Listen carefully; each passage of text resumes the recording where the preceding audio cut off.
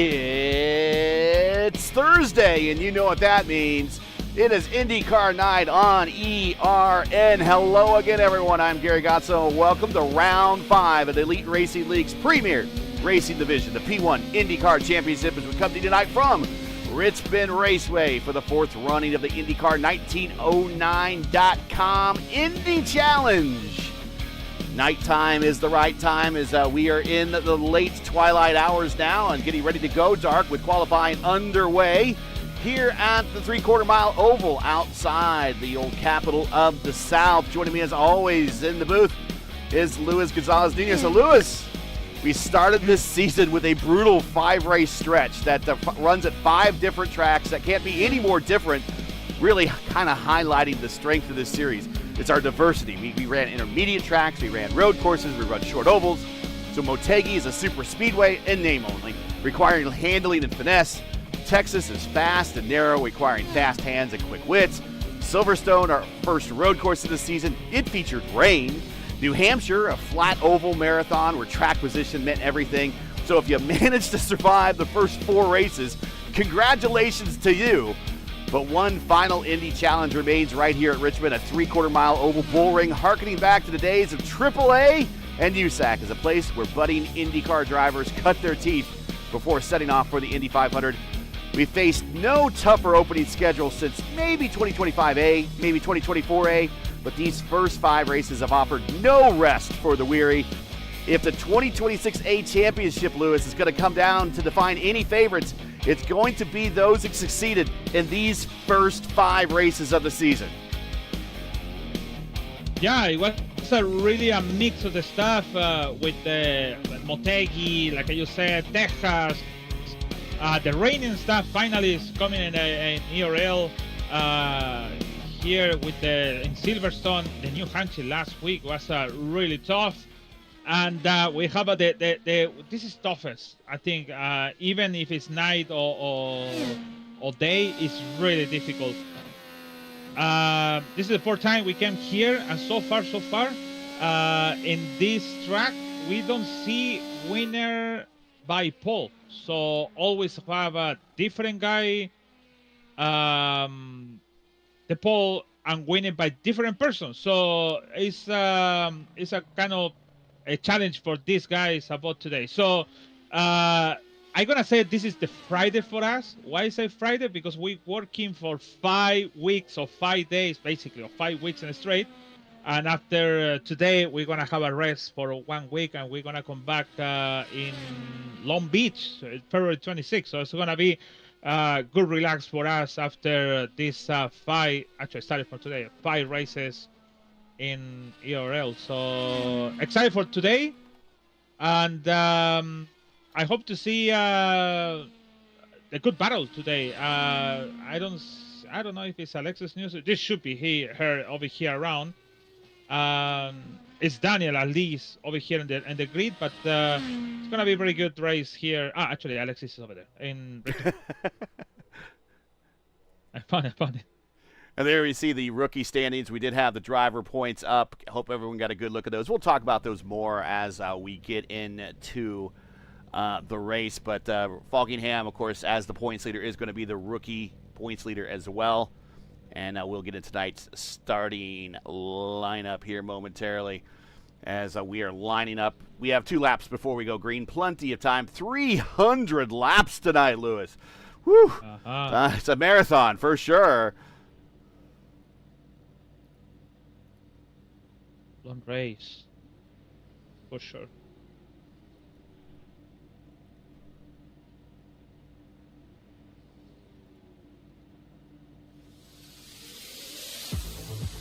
And on the pole, new pole setter this season, it is Chad Frankenfield. And remember, he's done pretty well here. He has unfortunately kind of been a victim of circumstance in the past. We'll talk about that race during this race. That was one of the last times we were here. He was taken out by kind of a lap car, kind of getting in the way. But Chad did win the 2020B race here, the inaugural running of this race. So Chad looking to get another win. He beat Henry Bennett that season by 9/10 of a second. Eric O'Connor finished third. Next to him is Hunter Smith, his teammate, so a good start for the Little Eagle crew. Then we have Alexis Newsom and Brian Blauman, Seb Alexander, Jared Rexing, Ryan Schold, and Tyler Fode, Gavin Hibbs, and Matthew Weeks. Matthew Weeks with a good start here. We'll talk about his success here at this racetrack here in a little bit. Moving on back, we got Daniel Falkingham. We'll be watching him as he comes back from the 11th position. You're going to have your hands full here today. It's more than just turning left. You're changing gears. Of course, we have the weight jacker, roll bars, engine mappings, and also the hybrid deployment and regen that we're going to have here today. Right next to Falkingham is Holmes, making his first appearance in a while. Troiano on the podium last week. Next to Andrew Wood with a good qualifying run. Andrew not feeling well tonight. James Watson in the lineup with Pedro Blibel right next to him. Casola and Heil, Vandermarl in stock. That is your top 20. And we got Owens and Camargo, Hobson and Aldrich, Richie Hearn and Wags back on row 13. Durazo, Jim Herrick back on row 14. Hunter Ingram and Alfreri back on row 15. And then Clindy from deep in the pack, back in row 16, right next to Paul Mini Letters, my fellow Polak. And that is our 32-car field. We have a jam-packed lineup here tonight. Yeah, we're talking about that. 22 cars in each 3 races ago. And 32 cars. That's good, man.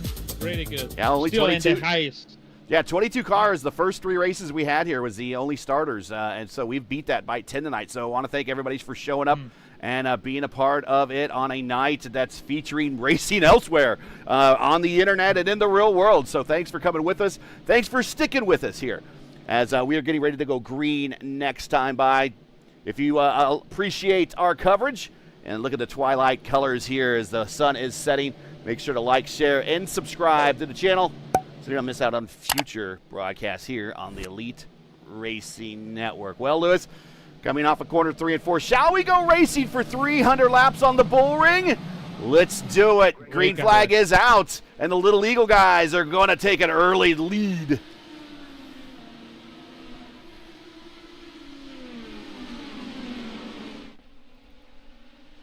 I think that it's like this race it always has a short track in New Hampshire. Oh, 3 wide. Falkingham way on the inside. Still 3 wide on Schold. He does not want to wait back there because the track position is everything here. We talked about that. This is very much like New Hampshire where track position means everything. Here's Hibbs underneath Tyler Fode. Well, some people don't have a good qualifying, but they have a good long run, and I think Daniel can do it. So I think it's better to attack now because you don't want to get involved in the accident on the back of the field, actually.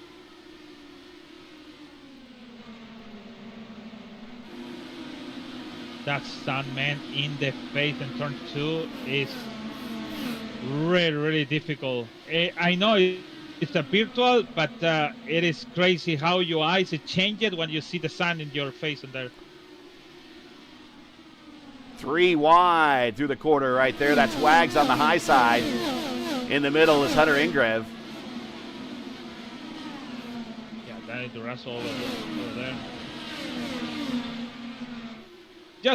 Daniel, just patient. 300 laps. Just that's the key. Patient. Don't get it crazy. Don't worry about it. Some point, what if could be on the front and the end of the thing and finish on 5th, or what if winning the race? Action wherever you look here on the track. Reloading training paints and trying to pull in some new paints. There we go. As we were riding with Victor Aldrich over his roll bar right now as he is fighting in a battle with Nigel Stock right in front of him. Nigel Camargo, his teammate, right behind him. Back up front, Tyler Fode and Gavin Hibbs. Tyler Hibbs. They're running for position. And here comes Daniel Falkingham underneath trying to get another position. Daniel only up 2. Finding the passing a little tough going here early on. I think Daniel can do a good job. Actually, he did a good job last week on New Hampshire, finding a new thing, something he thought is usually the high line is kind of not good, but anyways, it works. They know how to do it, and we thought use the low line is. Car on the wall off of 4. Car spinning down the front stretch. Uh-oh. That is Chad. Oh, no way. What a shot.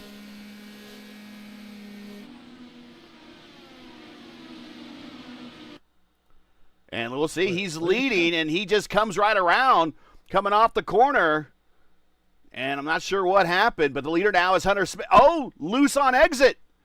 And he locks up the corner and almost takes out his teammate.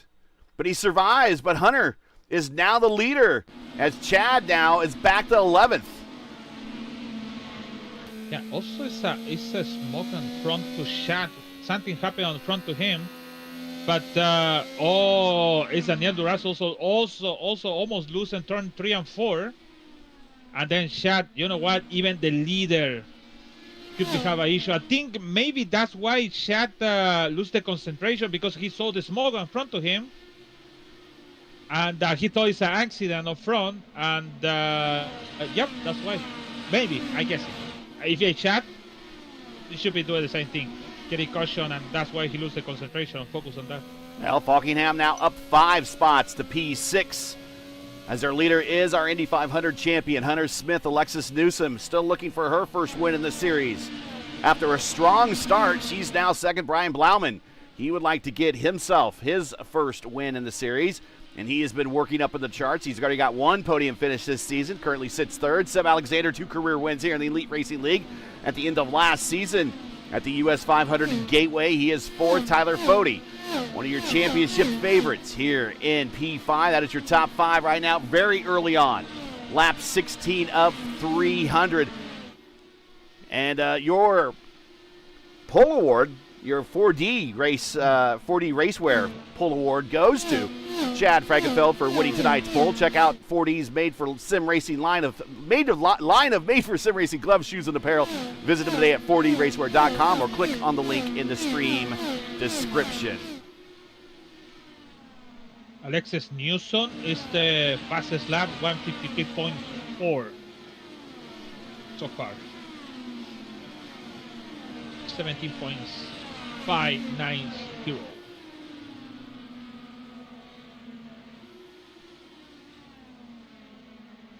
And plenty, I checking the chat, is Paula over there. And Clendy 8th spot, 23 now, going for the group of Smith, Owens. Talking about Owens, was the car damaged in last race on 2024B, when Chad was leading, and then he was damaged with 3 or 4 or 5 laps down, and messing with the race leader of Chad. So it's also Pedro in the battle. It's a lot of cars in there for 17, 18 position there.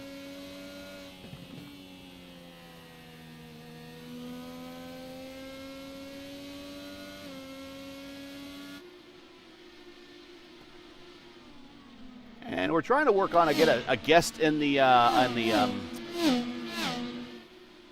on the stream tonight, for our sponsor for IndyCar 1909, but don't know. Oh, car spinning off the net. It's Alfreri, and we're going to go caution. That is our first caution. Uh-oh. Yeah, Alfreri, they have a penalty because the race last week, he tried to allow to pass everyone and apron. Apron.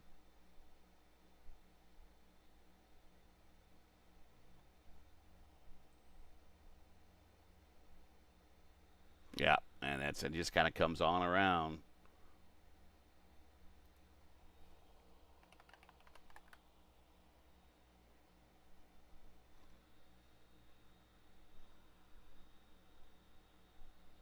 And we are under caution at lap 24 of 30. Hunter Smith is your leader.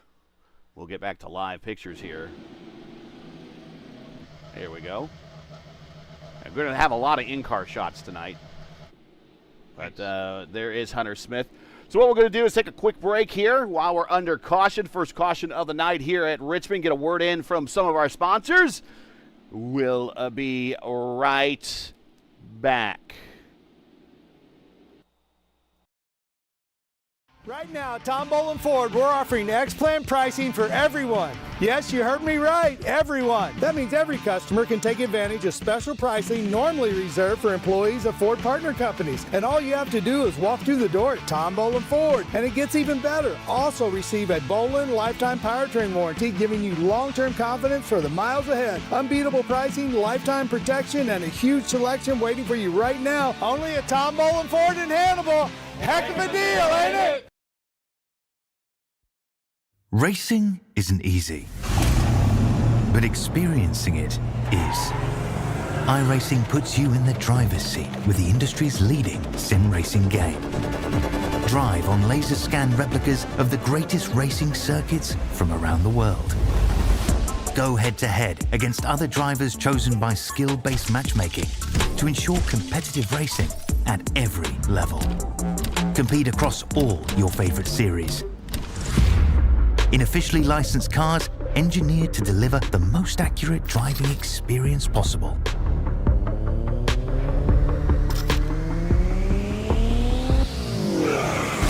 Join a race or host your own with players from across the globe. Race against the computer or in a league with friends. Feel the thrill behind the wheel. Visit iRacing.com. Blue Egg Marketing. Rev up your business with Blue Egg, your marketing pit crew. Turbocharge your lead generation with experienced drivers that can navigate the competitive track to connecting with your customers. With Blue Egg, you're always in the pole position, leading your brand towards victory lane. So don't spin your wheels, accelerate success with Blue Egg, fueling small businesses to win big.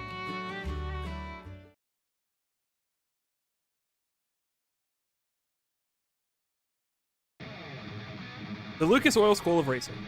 Simply stated, we are the professional ranks where the quality of the equipment often dictates the outcomes, and all of our cars are designed to perform and race as close as humanly possible. None of our competitors will have an advantage from engineering tactics. Rather, you will compete on a completely level field with a score of immensely talented up-and-coming drivers, all pushing each other to reach their new heights in their respective pursuit in becoming a professional race car driver. Every year, our top-performing graduates move on to the professional racing ladders of IndyCar, F1, and IMSA. Whether drivers compete in 1 or 2 seasons of our series, when they are ready to move on, they are ready to move. The training you receive in our school is an unmatched, unforgettable, first-class education combining the very best racing instruction and education. And we're back, coming back to green flag at lap 29 as we are back underway. It is Hunter Smith, Alexis Newsom, Brian Blauman, Tyler Fody, and Falkingham. Your top 5 right now, then Schold, Hibbs, Rexine, Frankenfeld, and Troiano rounding out the top 10 as we are back underway after our first caution.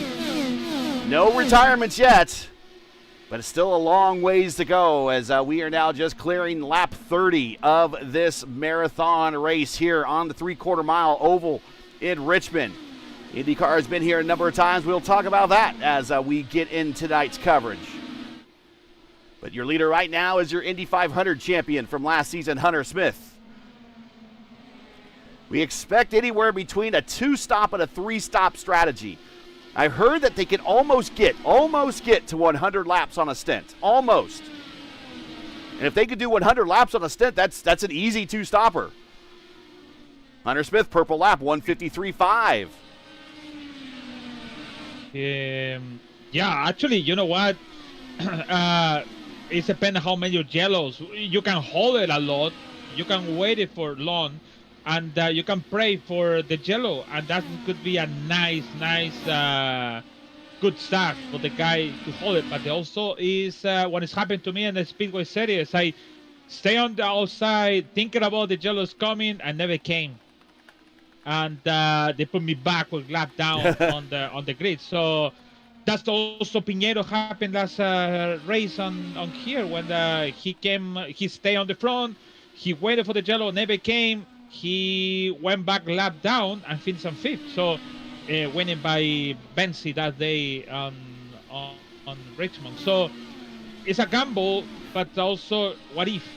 It's a good strategy for that. So did we have any takers on pit road? Because I would imagine we did have some, and we'll bring up that information right now. Yes, we did have takers. Jordan Owens, Hunter Ingrave, A.J. Hobson, Matt Wagner, Victor Aldrich, Durazo, Stock, Jim Herrick, and Alfreri, who was one of the spinners, was the spinner that brought out the caution, all came to pit road. Seb Alexander as well. So gambling for a little bit of track position here if we go long green flag run.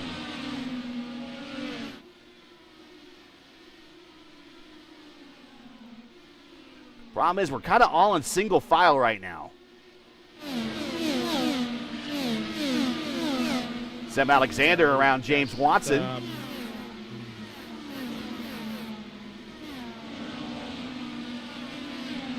Yeah, you're right. Everyone in one line.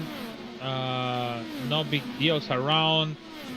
The only problem is Smith is gonna come in soon, close to Andreas Alfreri. Yeah, he's about a second and a third away. Yeah,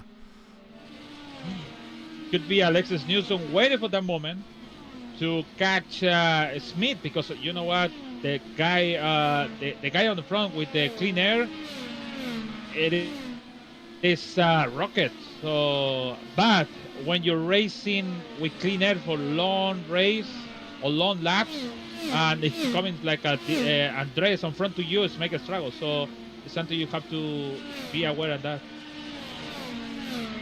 This is the IndyCar1909.com Indy Challenge from Richmond.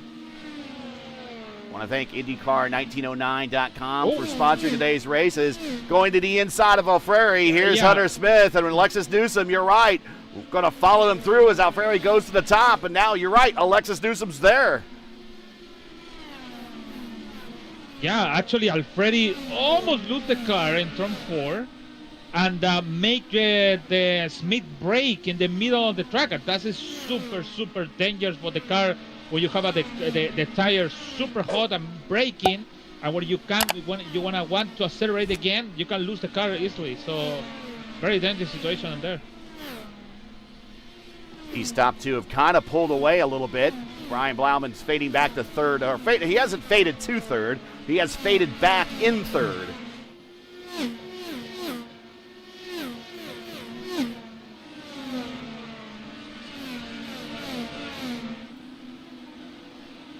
Troiano and Rexing. Rexing on the high side off of 4.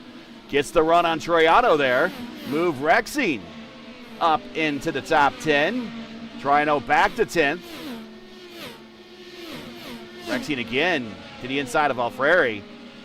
Right behind him, there's Matthew Weeks. He's racing Andrew Wood. Those are two guys with vastly different driving backgrounds. One's stock cars, one's Indy cars, but a lot of starts in between the both of them. Yeah, actually, it's like I said, they have a lot of things, but like I said, here is IndyCar and different staff. But I can see, talking about Daniel, actually, is one of the NASCAR guy. I have a different line. He used too much line close to the apron. I think maybe he used a lot of brakes coming to the apron. You see it's sanded over there on the Jim Herrick on the high line. And sometimes it works, actually. Yeah, actually it's pretty good. And 2022B, of course, Chad Frankenfeld won here, mentioned that.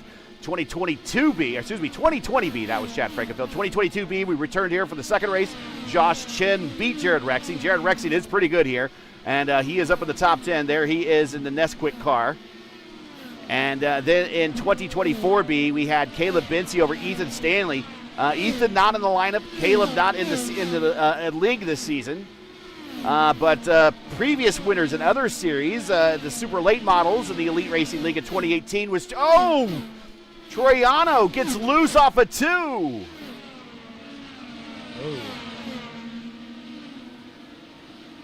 He caught it.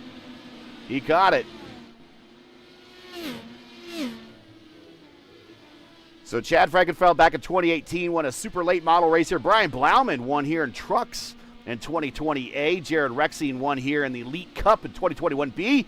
Matthew Weeks won here in Elite Cup in 2024B. And Gavin Hibbs won here in Elite ARCA in 2025B. So those are winners of other races here that are in the IndyCar lineup tonight. But your leader right now is Hunter Smith. And he's having a great race. He's actually led more laps tonight than he did all at Indianapolis when he won that race. Yeah, that's true. Wait, knock the wood, please, because I don't want to jinx that. And he's doing a pretty good job, actually. Thinking about it, what's happened with Chad, he was leading on front, and he lost the control on the car. So we have to just wait for that. But at least I do a pretty good job in there and front and avoiding that, keeping a distance with Alexis. Alexis super dangerous in getting the close. But he avoided pretty good cars on front.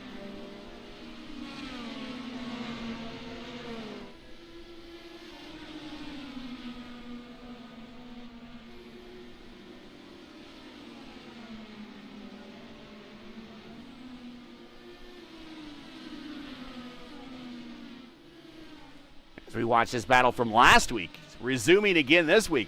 This is a battle for fifth at Daniel Falkingham and Gavin Hibbs. They battled it out for the win last week at New Hampshire, and they're right back to battling. In fact, that's a very familiar position for Gavin, staring at the back end of Daniel Falkingham's car. As Gavin decides to go high in 3 and 4, he gets a big run on Hibbs going into 1.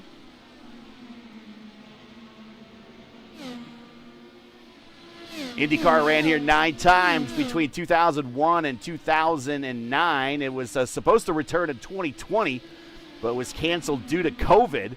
Rumors persist that IndyCar will return here, but nothing until 2027 at the earliest, we imagine. But, big twitch for Gavin Hibbs off a 2. He might have smacked the wall a little bit. But with the race in D.C. this year, I don't know if that's a one-off event just for America's 250th birthday. If we'll see DC return. Oh, Gavin Hibbs off the corner into the inside wall, and 3 and 4 are off a 2, and we are under caution. Gavin Hibbs brings it out. Caution number 2.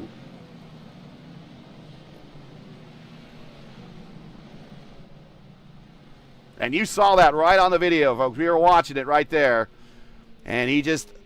a very lazy spin off the corner, and that's what happens when you get those tires really revved up here.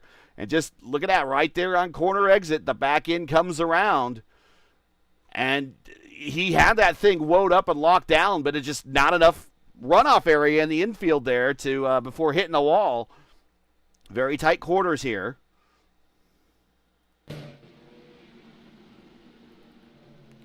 And now here comes everybody down pit road. And I'm wondering, are we going to have anybody that decides to stay out now and go for the track position? Yes, I think we are. But here is Hunter Smith coming down to his stall. Alexis Newsom, Brian Blauman. And here comes Frankenfeld down into his stall. There's Seb Alexander. Seb Alexander coming back down pit road again. Hunter Smith beats off Alexis. You know what? The accident on the Gavin Hibbs is typical when you use too much wheel and accelerate in the half a corner and just use all your wheel. That's why it's happened that, and unfortunately for him is damage on the car. Actually, it's going out. Well, 2 cars staying out. Jordan Owens and Pedro Blibel, they are staying out right now. What we're going to do is, since we're under caution, we will get another word in from one of our sponsors, and we'll be right back under caution. Second caution today here from the IndyCar 1909 Indy Challenge from Richmond. We're at lap 63 of 300 under caution. We'll be right back. Tickets are on sale now for the 10th Bommarito Automotive Group 500 at Worldwide Technology Raceway. Sunday, June 7th features 3 huge races. The USAC Classic, Firestone the only Sunday night prime time NTT IndyCar Series race. Enjoy a weekend of cars, concerts, camping, food, and fun. The stars of the Indy 500 are coming to St. Louis. Get your tickets now and save big at www.raceway.com.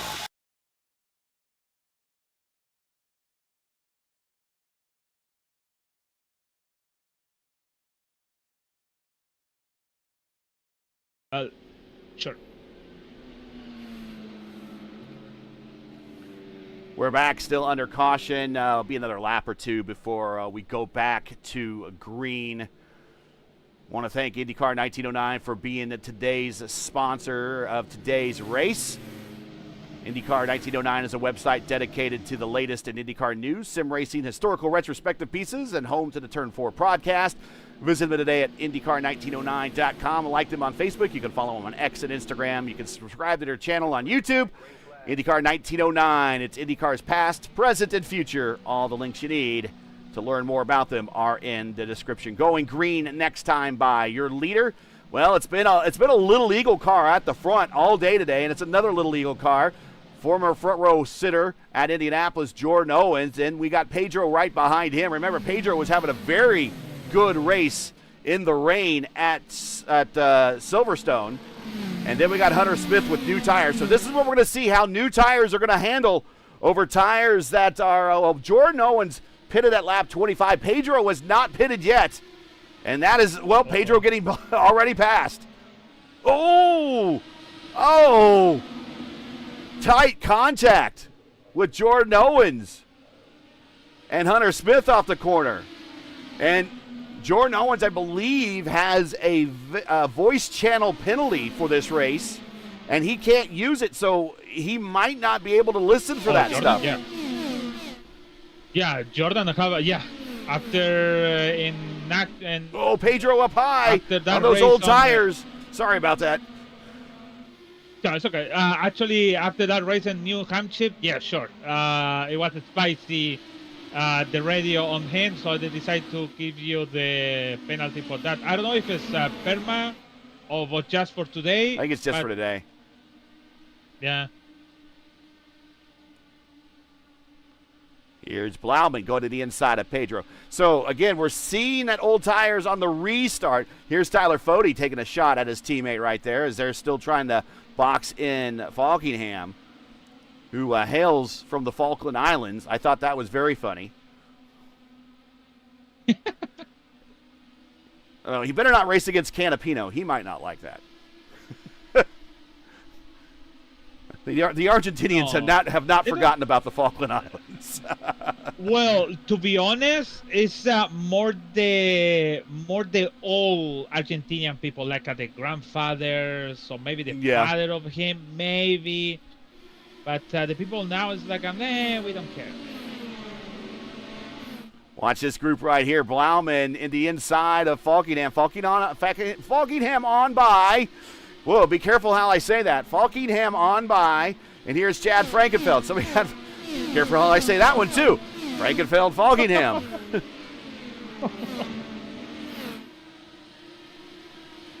You know, we are in Richmond, Virginia, and one of the cities that is not too far away is Norfolk.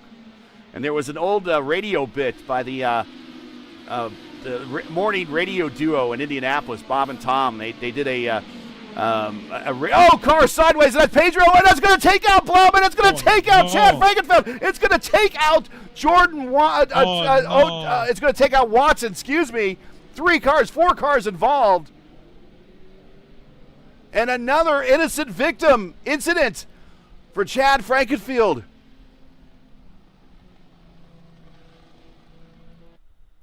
That was race. This is race actually, but the other one was oh my God.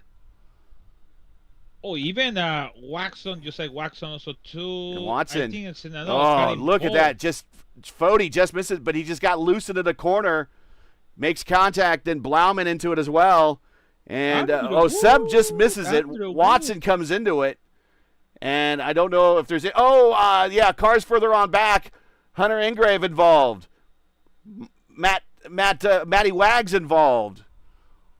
I think that is not sure everybody who's involved. Casola is involved there.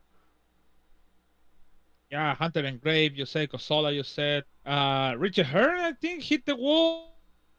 Yeah, he tried to go to the wall, jumping on the. Yeah, he have also meatball flag. So Andrew Wood saved it, and he saved it pretty good, man.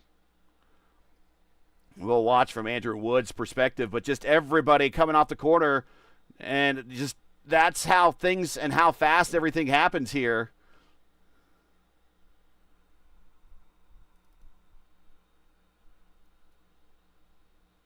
Let's ride with Andrew Wood. This is our third caution, by the way. Let's ride with Andrew Wood down the backstretch.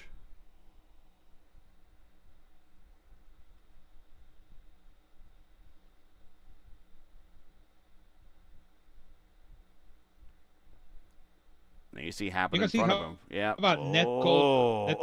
I'm actually, there was contact with Andrew. You watch Andrew's car react just a little bit. 7 cars involved, man. 8 cars involved.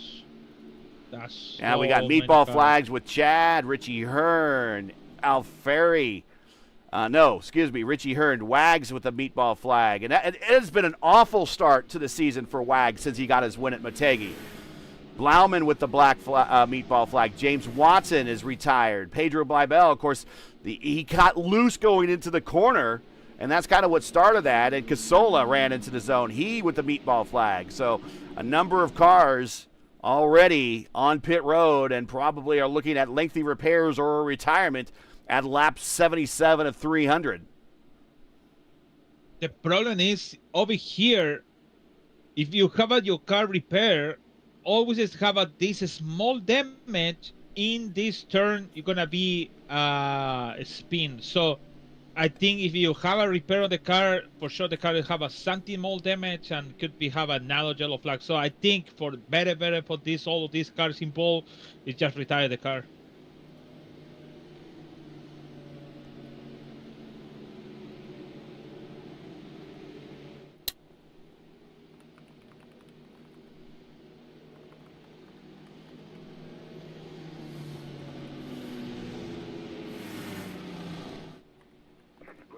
Green flag.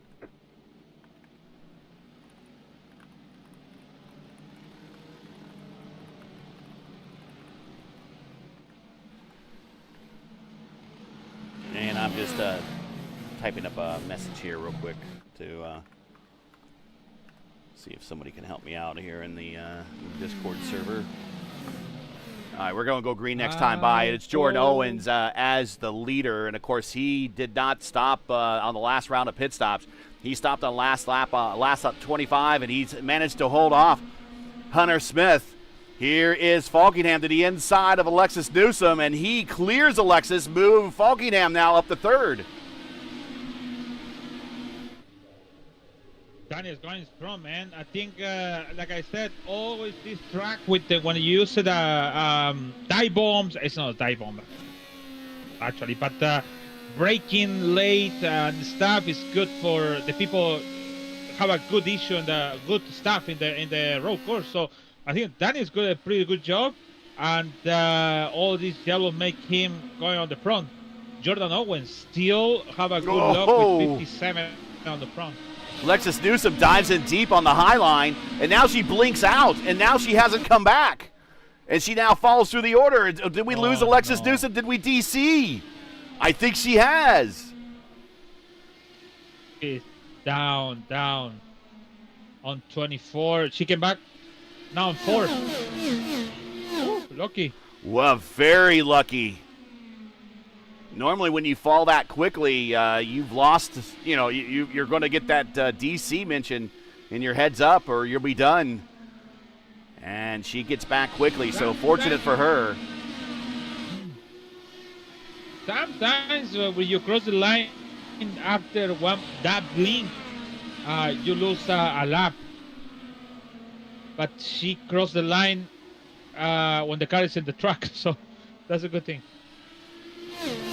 If you're just joining us, this is ERN's coverage of the P1 IndyCar Championship, the fourth running of the IndyCar1909.com Indy Challenge, coming to you from Richmond Raceway. We've now completed 85 of 300 laps, almost a third of the way through this thing already.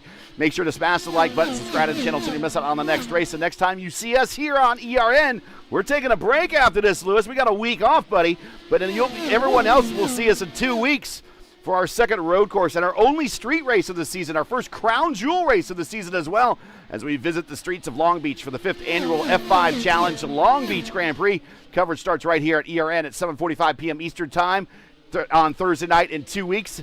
For us on P1, you could join former Elite Racing League driver Mark Murphy as he calls the start of Season 4 of the American Motorsports Association Archway Industrial Truck Series for the Archway Industrial Coatings 250 from Daytona tomorrow night, starting at 8:20 p.m. Eastern Time. That's all tomorrow over on P1. The link you need is in the description. It is Jordan Owen still leading on those very old tires, Lewis, and that's got to tell somebody up there that if they want to stay out late in this race on old tires, it's plausible at this point. Yeah, actually, we're talking about that. I think it could be a nice, good thing to stay out, but it's also about the yellow flags. And you have the blessing in that. That's a good word, the bless. To be outside and still have the yellow flag. So he gambled on that, but be careful of this. We mentioned the dark side of this.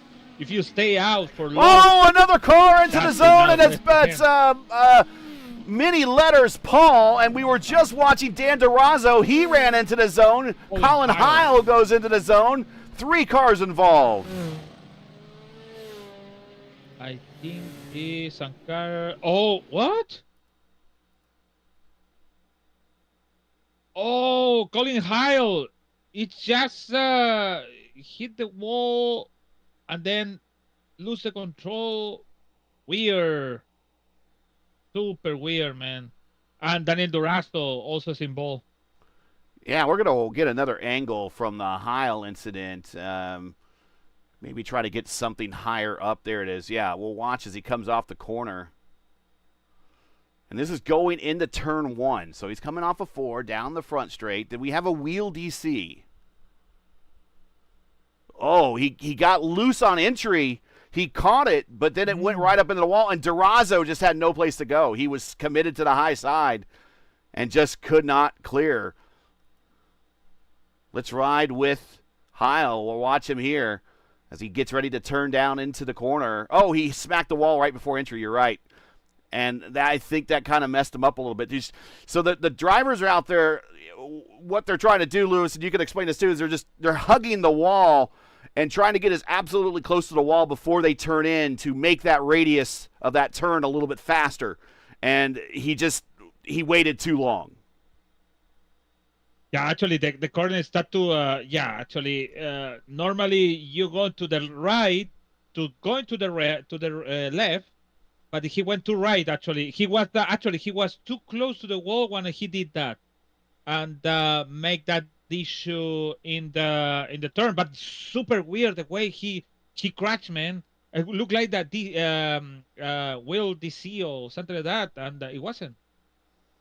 And unfortunately, he took out a teammate when he hit the wall because Mini Litter Paul, and we're wide with DeRozzo here. DeRozzo's shaking his front. He's like, am I injured? And I ran through it. He's on pit road getting some work done. But our guest is coming soon, so it's just going to be a minute. Okay. We will have a guest here momentarily. Hopefully, hoping to add Spencer Neff from IndyCar 1909 to talk about his website and his IndyCar fandom. As we are now at lap 95 of 300, we have reached almost the third of the way through this race. Keep in mind, we are doing 17-second laps here, so everything goes by very quickly here. Fastest lap so far, we'll give you an update here, is Hunter Smith of 153.5. The track record, by the way, the IndyCar track record, is 176.2 by Sam Hornish Jr. And also Sam Hornish Jr., Scott Dixon each have 2 wins here. They lead all IndyCar drivers. And the general rule here in IndyCar racing, if IndyCar ever does return, and there's a good chance that IndyCar might return here with Iowa not on the schedule, and the fact that they've already done, I think they've done some compatibility testing with these cars here already. Chances are high, if you start in the top 4, you will win. It's 8 of the 9 winners that won, or 8 winners in 9 races that were held here in IndyCar history, all started in the top 4. The only exception was Dan Weldon. When he won his race here, he started 20th. Oh, that's pretty good. Who started 20th in this race? Nigel Stock. So, Nigel, you're not out of it yet, buddy.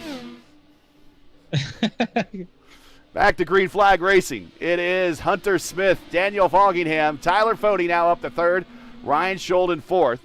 They all pitted at lap 62. Jordan Owens, Alexis Newsom, Clindy, Stock, and Trey Holmes all pitted at lap 93 in the last caution.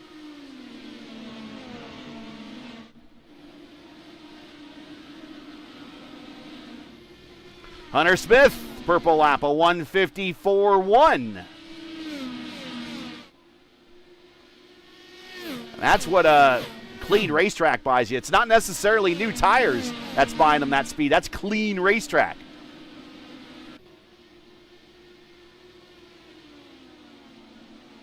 Hunter Smith again, 154.7. New purple lap, and he resets it. These are tires that are 61 laps old.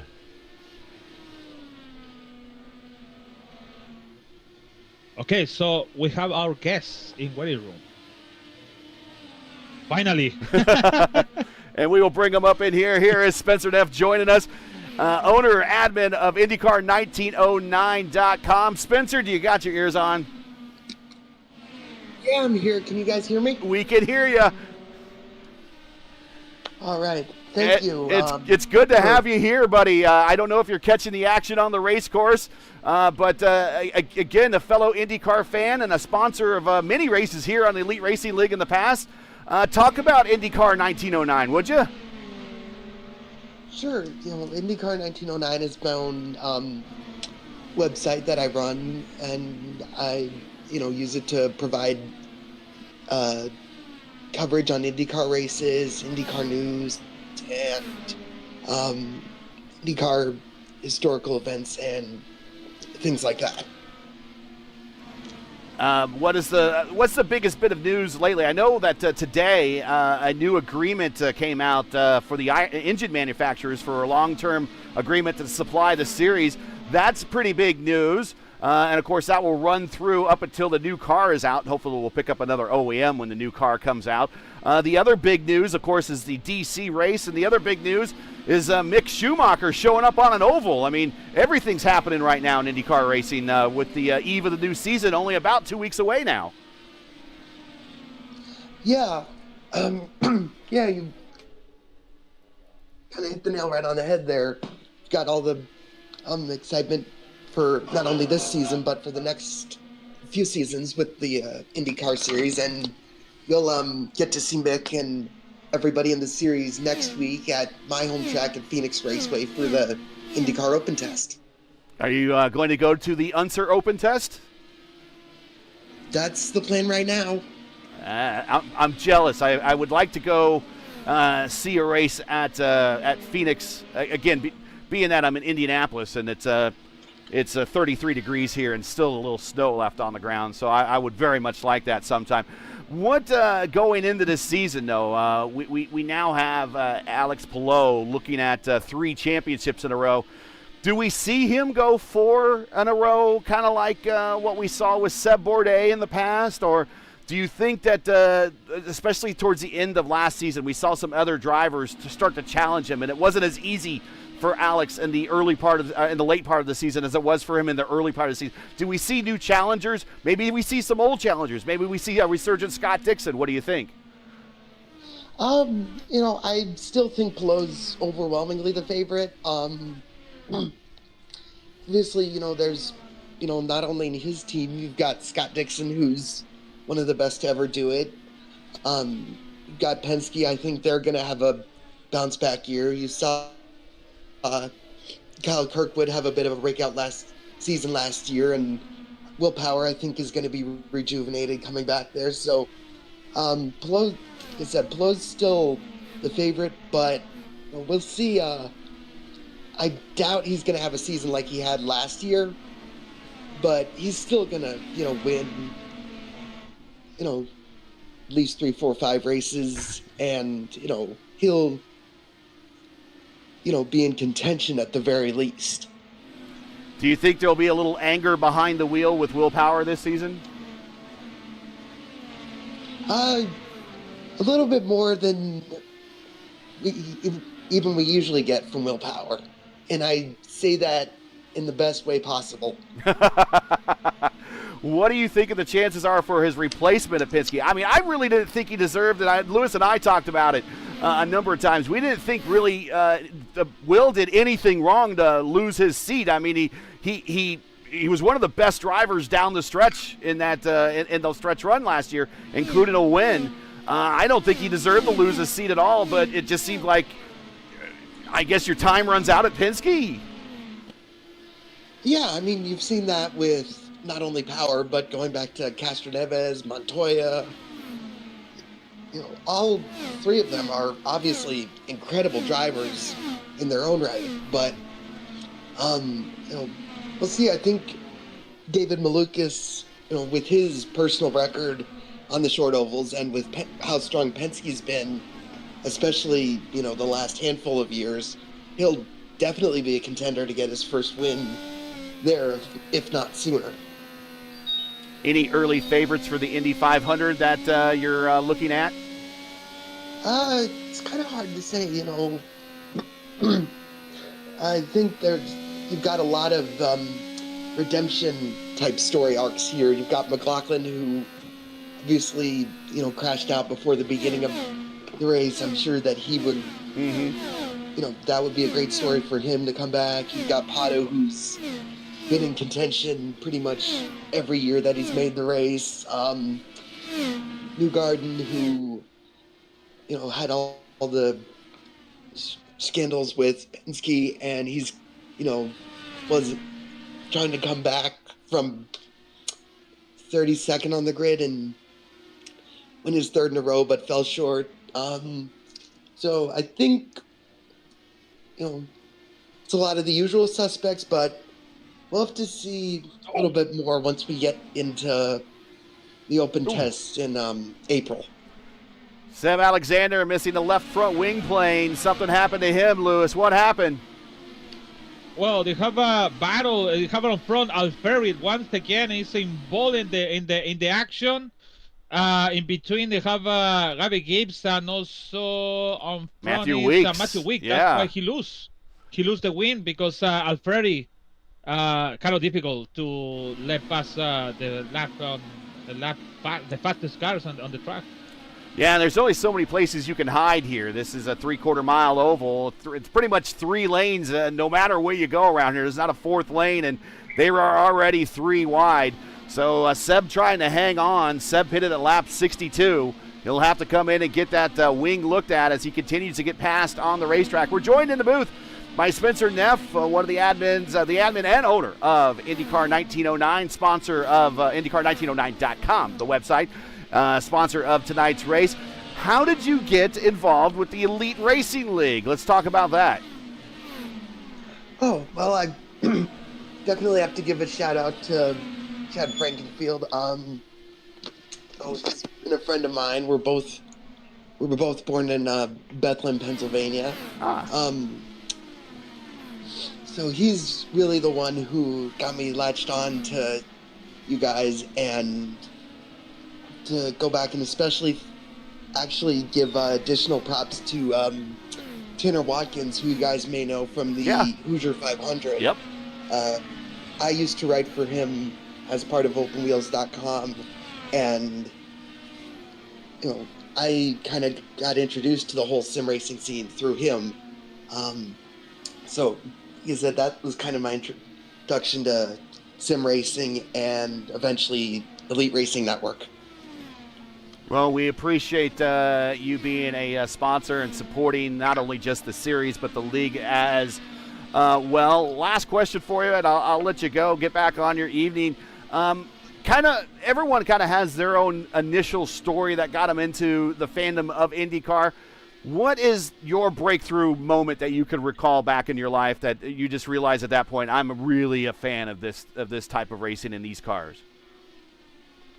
Well, it's funny. My breakthrough moment is probably something that I couldn't personally remember. Like I said, I was born in Bethlehem, Pennsylvania, near Nazareth Speedway, which, for everyone who's familiar with auto racing and IndyCar, is where the Andretti family's from. So that was kind of my introduction to racing, and I just fell in love with it pretty much right away. Yeah, of course, Nazareth Speedway, right about a mile oval. Actually clocked in a little less depending on where you wanted to measure it, and it's now kind of a shadow of its former self, pretty much overgrown, if not demolished. Sad to see it go, but that is great to still have you, and also the viral. Anytime anybody could do anything for the IndyCar community at the viral level, whether it be providing content, writing articles, anything that could supply something that when someone searches it and it comes up and makes them want to learn more about IndyCar, it's kind of critical to the sport. I want to thank you for your work on the website. I want to thank you for everything you've done for the series and for the not only the Elite Racing League but the P1 IndyCar Championship Series. And thank you very much for being here and being patient with us tonight as we got you the rights to get into the VC. And we'll try to send more people your way at IndyCar 1909 later tonight. But thank you very much for being part of the show. And enjoy the great night and rest of racing. Me, and thanks for being patient with me. Like I said, check out IndyCar 1909 and all our socials. And have a great night, everyone. That is Spencer Neff, owner admin of IndyCar1909.com.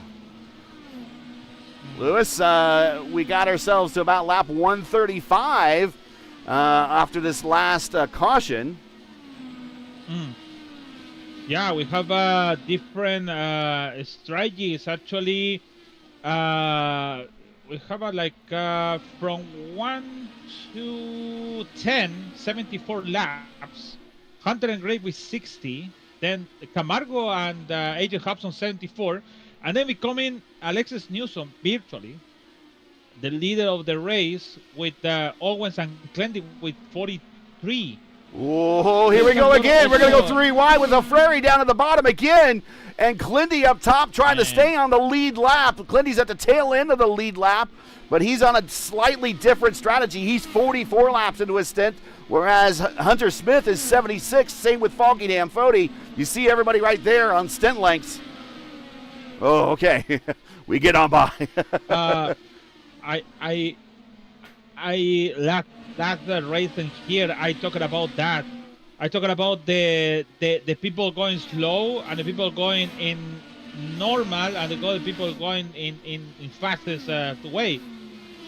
So I think Andre last time he did 18.5. So it's at least a competitive time. So that's a good thing, but he already got involved in 2 or 3 incidents, and the last one was with Seb Alexander. He lost the front wing, and he cannot come into the pit because we're still in green flag. So he losing a lot of positions. He was in top 10, and now he's in 18. So I think the race control didn't see that, and I think Seb Alexander didn't call that for race control, so that's unfortunate.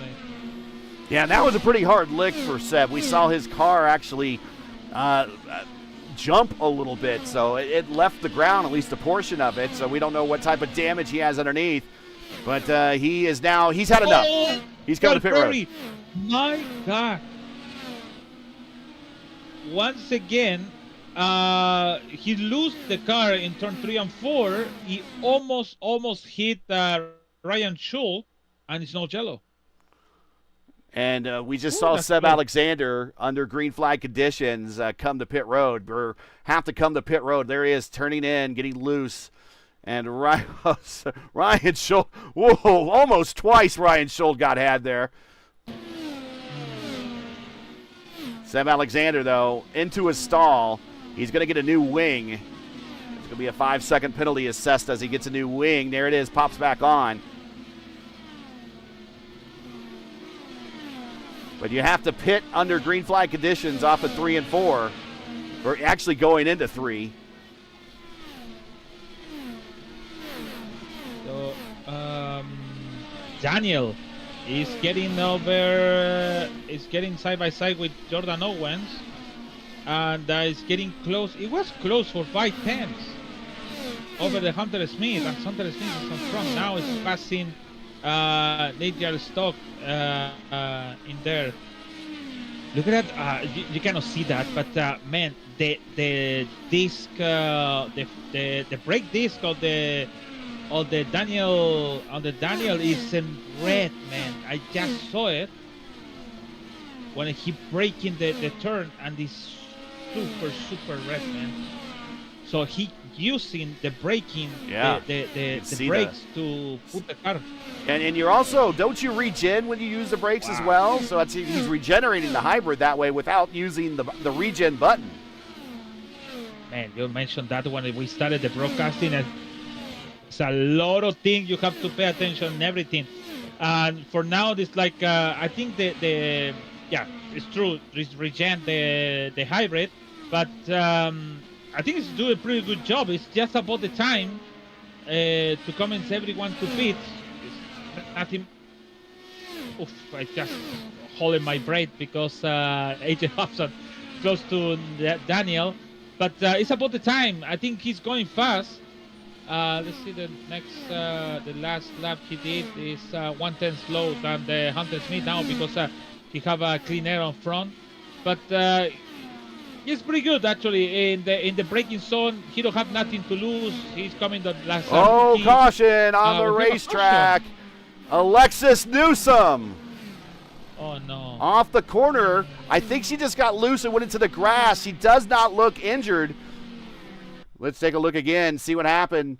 And we were just late in the run. Wow. She pitted a lap, 31 laps into the run, and a very un-Alexis-like mistake. Yeah, nightmare of a track once again here. Last week was happened in the New Hampshire, and now is here in the Richmond. But at least he's still on the track, so surviving for so far. So Hunter Smith coming down pit road, Daniel Falkingham coming down pit road, Tyler Fode, Ryan Schuld, Eric Troiano, Gavin Hibbs, all coming down pit road. Andrew Wood coming down pit road as well. Matthew Weeks, Jared Rexing, Justin Vandermarl. These are all scheduled stops, and this really should get them close to doing this under one more stop. Yeah, you're right. We are 148 to go. They can survive. The last group did 80. I'm gonna tell you now 91 laps. So maybe one more stop. It could be everyone to go for the end, but they need to wait it for long actually. Well, while we're under caution, we have a little extra time. This is caution number 4, I think. Is that right? I'm trying to keep track on this one because we've had a record we had a record 17 here before. We had the last 2 races before this.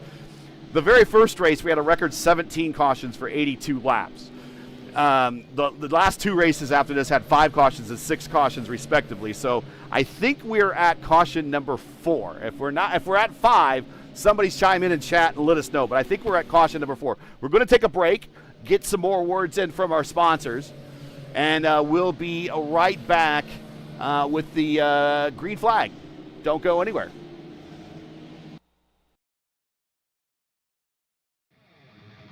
The Lucas Oil School of Racing. Simply stated, we are the professional ranks where the quality of the equipment often dictates the outcomes, and all of our cars are designed to perform and race as close as humanly possible. None of our competitors will have an advantage from engineering tactics. Rather, you will compete on a completely level field with a score of immensely talented up-and-coming drivers, all pushing each other to reach their new heights in their respective pursuit in becoming a professional race car driver. Every year, our top-performing graduates move on to the professional racing ladders of IndyCar, F1, and IMSA. Whether drivers compete in 1 or 2 seasons of our series, when they are ready to move on, they are ready to move. The training you receive in our school is an unmatched, unforgettable, first-class education combining the very best racing instruction and education. This is Bobby Bolin from Tom Bolin Ford, and I have huge news for you. Right now, we are offering interest rates as low as 3.99 on most of our used cars. That's right, 3.99 happening right now. And it gets even better. These used vehicles come with the Bolin Lifetime Powertrain Warranty, giving you protection for the long haul. This is your chance to save big with incredible rates and shop our wide variety of trucks, vans, SUVs, and cars. Only at Tom Bolin Ford in Hannibal. Heck of a deal, ain't it? Getting ready to go green this time by your leader, Hunter Smith, Daniel Falkingham, Tyler Fode, Ryan Schuld, Eric Troiano. And right in front of them, they have slower traffic in the form of Alfreri, and I think he was trying to get back on the racetrack and get back around, but just bad timing. And here comes Falkingham to the inside as Hunter Smith slams the door in 3 and 4. We're under caution again. Hobson, I think, is involved. Yeah, AJ Hobson.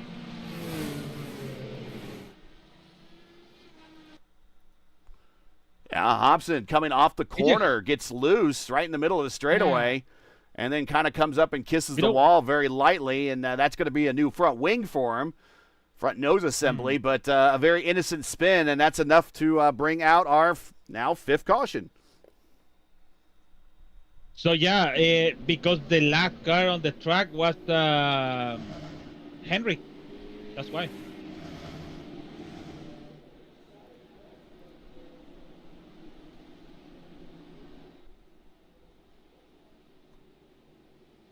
Okay, we'll get some more words in from our sponsors. They're going to get lots of words in tonight. And we'll be right back to go Green Flag Racing here at Richmond for the IndyCar 1909.com Indy Challenge. This is Bobby Bolin from Tom Bolin Ford. Racing isn't easy, but experiencing it is. iRacing puts you in the driver's seat with the industry's leading sim racing game.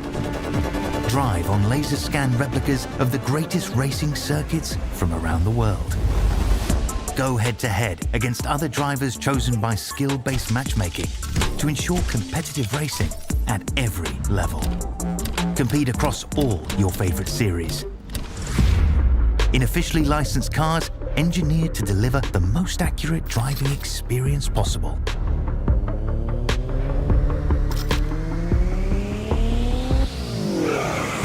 Join a race or host your own with players from across the globe.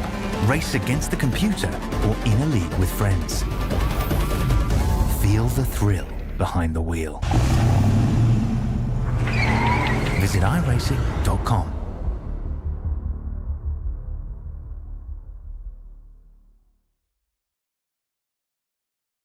Blue Egg Marketing. Rev up your business with Blue Egg, your marketing pit crew. Turbocharge your lead generation with experienced drivers that can navigate the competitive track to connecting with your customers. With Blue Egg, you're always in the pole position, leading your brand towards victory lane. So don't spin your wheels, accelerate success with Blue Egg, fueling small businesses to win big.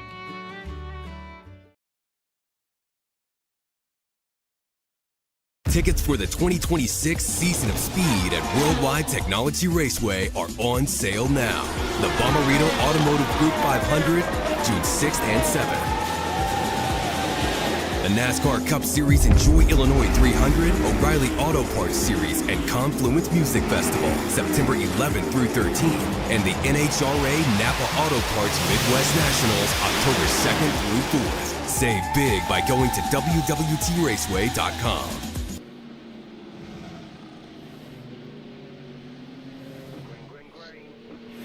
We are going green next time. Bye. Thanks for joining us. Thanks for sticking with us. Lap 161 of 300. You're watching Elite Racing Network coverage of the P1 IndyCar Championship from Richmond, where your current leader is Hunter Smith. who has really dominated being up front since taking the lead from his teammate. Chad Frankenfeld in the early stage of this race. Daniel Falkingham up 9 spots to second. Tyler Fode in third, up 5 spots. Then we got Ryan Schuld, Eric Troiano rounding out the top 5. Green flag is out. We're back to racing. Lap 163 of 300.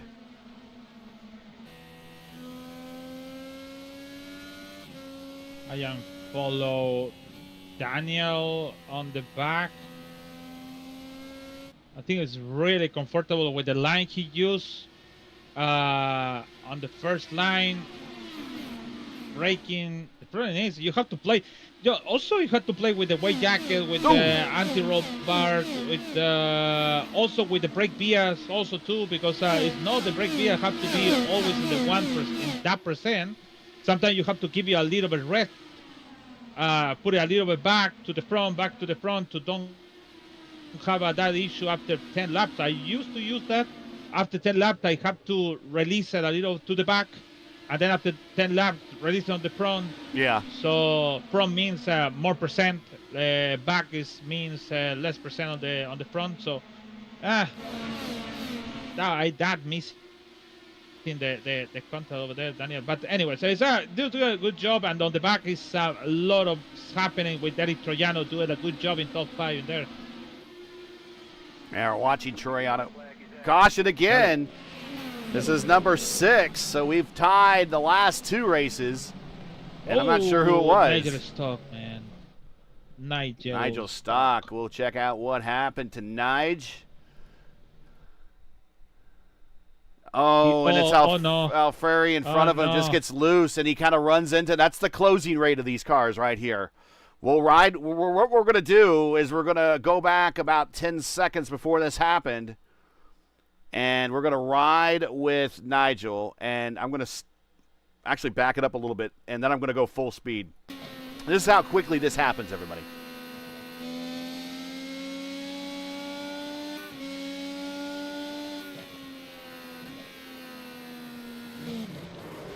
There's very little time to act there, Lewis. He twitches, he loses all that momentum. You have a head full of steam, and all of a sudden, you're there. You've 2 points of meat, and that is day done for Nigel Stock.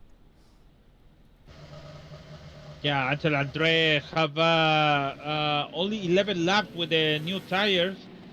I don't know how he lose the car in there. Sometimes the car is 2 laps ago, you can do whatever you want, and then after that, it's not, and Nigel is nothing to do. Actually, it's just a passenger on the incident, and he can super fast. Yeah. Nope. So this is starting to work into those that are on that alternate pit strategy, although everyone came in basically at lap 153, so everyone's kind of back on the same strategy. There's one more stop to go. Everyone's got to make one more stop. I don't think fuel is going to play a role here. I think everybody just needs to push now at this point, because knowing everyone else still has to stop one more time if we go green flag racing from here on out. Yeah, actually, this kind of yellow help Hunter Smith. Actually, it's not about the about everyone. It's about more yellows help him to don't have an under attack about Daniel, and he again is I use this word many times, but he's doing a pretty good job to stay on the front,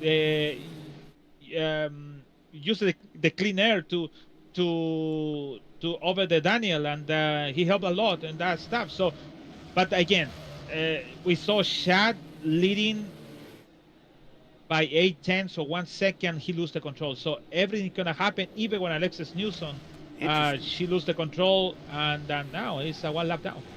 Look at Tyler Fode. Look where he is lined up. He is on the bottom, going the shortest distance around, saving fuel. Exactly. And now Ryan Schuld is down there with him. And that is a high IQ maneuver right there, saving fuel by going the shortest distance around this racetrack, and he is staying down there. And now he's got Gavin Hibbs joining him. On board. Yes. If you're going on board, it's in sticks. Even the lights on his wheel is not turning. So pretty good job in that. And yeah, actually, they can at least save a little of fuel in there. And this means that if he can last longer than everyone else on that last stop, it's a shorter stop because it's a shorter fill. Yeah, that's true. Hunter Smith, he's been up front for a lot of this day.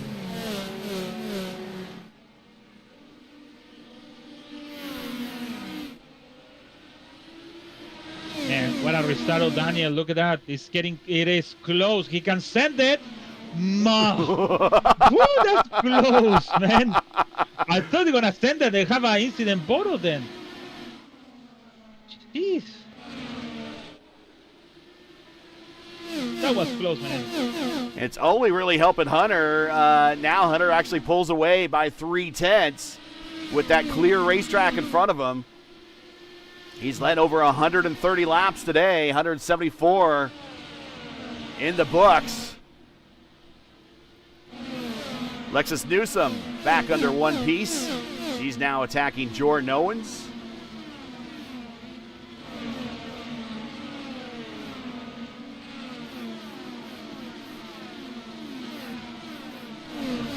So we have 15 cars on the lead lap. In fact, the Lexus is trapped one lap down. AJ Hobson, there he is in the yellow submarine homage. He is in 15th position, last car on the lead lap. Speaking of the homage liveries, when we go to Fontana here in a couple of weeks, Auto Club Speedway, March 12th will be our kart throwback livery race. Drivers are encouraged to put on their favorite kart liveries from the kart era. So we'll be looking forward to that at the Super Speedway for our first and only warm-up race before Indianapolis at Auto Club Speedway for the 500 before we go to Indianapolis on April 23rd for the Elite Racing League's Lucas Oil Indy 500. Big group of cars behind Clindy here. Camargo, Owens, Hobson. Actually, not Hobson, but Alexis Newsom, one lap down. Oh, Gabby Gibbs and Andrew. Oh my God, yellow flag again. Gabby Gibbs. And Clindy has to come to a complete stop, and he's losing positions. I don't know how Andrew would save it then, man. Let's see again what happens here. No. Gavin Hibbs down to the inside. Do we grab the apron? No. Just loose off corner exit down to that low line.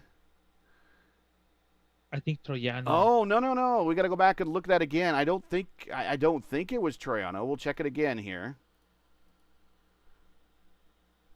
Troiano lose the control on the car, and he went to the left with the Javi Gibbs.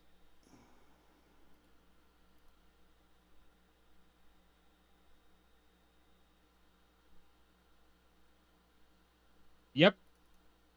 This is hard to watch in TV, but when you go to the far chase, you can see the car went loose on the exit on the Yeah, turn. you can actually see a little bit of counter steer on the in-car camera here. Let's ride with Andrew Wood, who saved by the netcode. Watch this one more time. Watch this. He's like, oh my God, my race is up. What?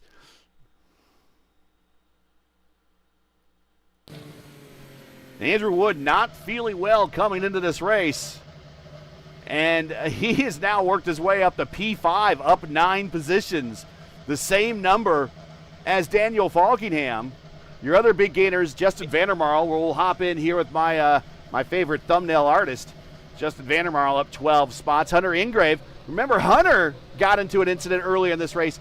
He's up 21 spots. Hunter the 8th. Jordan Owens. Remember, he's fighting that VC ban tonight. He's on a mute ban, I think. He can't get on his voice chat at all. He is in up 12 spots to 9th. And Clindy who lost a bunch of positions because he had to stop his car. I think he got him back because the caution was out. No, he got it back. Yeah, so it was frozen. He did the right thing to stop. Wait, well, now he's giving up spots because is he coming to pit road? Yeah, he's coming to pit road. He was up more than 20. Now he's coming to pit road. And this is, I don't know. If we have a lot of cautions from here on out, this could be his last stop.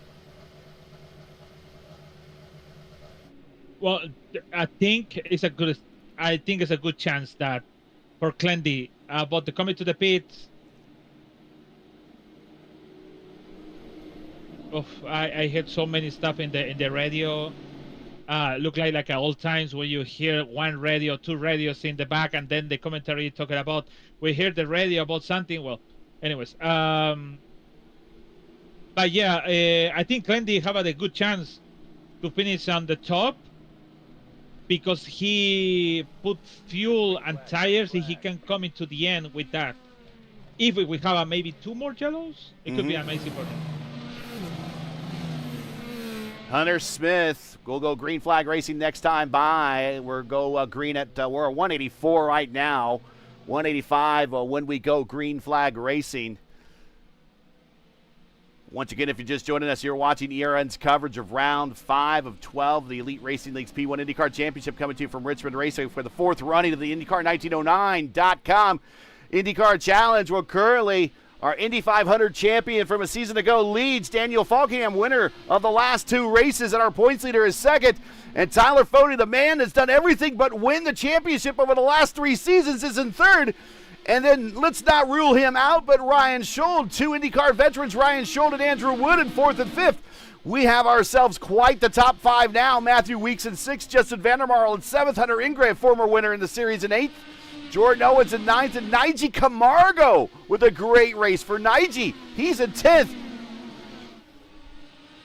Yeah, actually, we didn't talk about Ethan Stahl is not here, but anyways, yeah, big names on the front. Is Hunter Smith, the big guy to win in the race so far for now because the strategy, but they need to come into the pits for sure.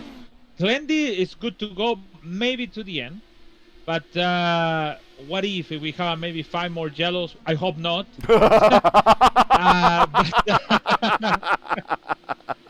But it's getting there. It's getting there for that, and I think the race is still on until to the end. So we have currently right now 13 cars on the lead lap.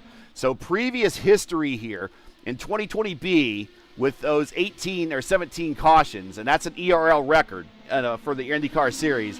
8 cars finished on the lead lap.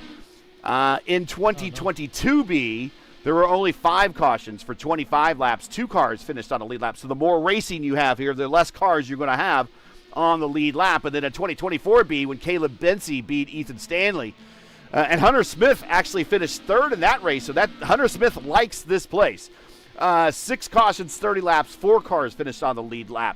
So we still have just over 100 laps to go here. We have 13 on the lead lap.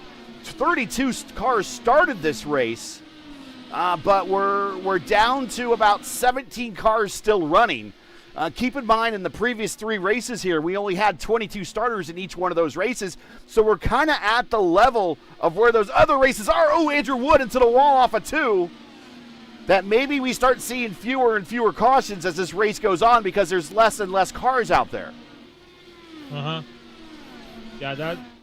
that's true. Always is the thing when you see a lot of cars around, a lot of yellows is going. But you know what? One mistake on the front because now yellow flag, we can have 5 cars and the car on the front can have the issue on the corner. So. It's open for everyone, to be honest, and we see Eric Troiano side by side with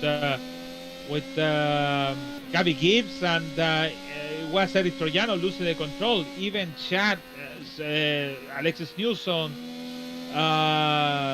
what else? Wax and Ball also to an incident. So it's open for everyone, and I hope we could be finish the race in the green flag strategy.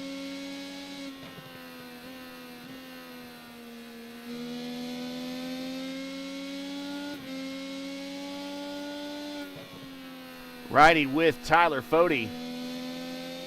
He is right now behind Falkingham and doesn't seem to be pushing the issue right now. And it's not going to really do him any good to push the issue.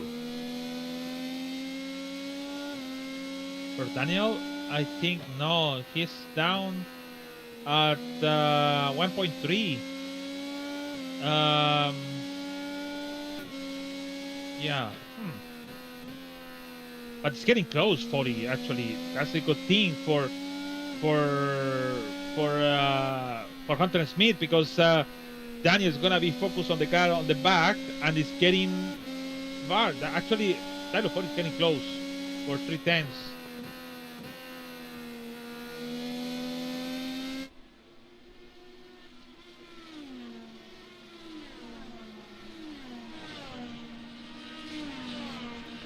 Good evening for Little Eagle. Currently, Little Eagle is your leader in 4th position.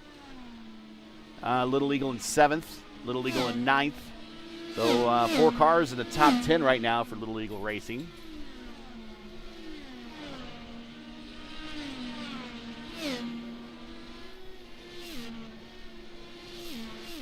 Oh, Falkingham right up against the wall going into 1.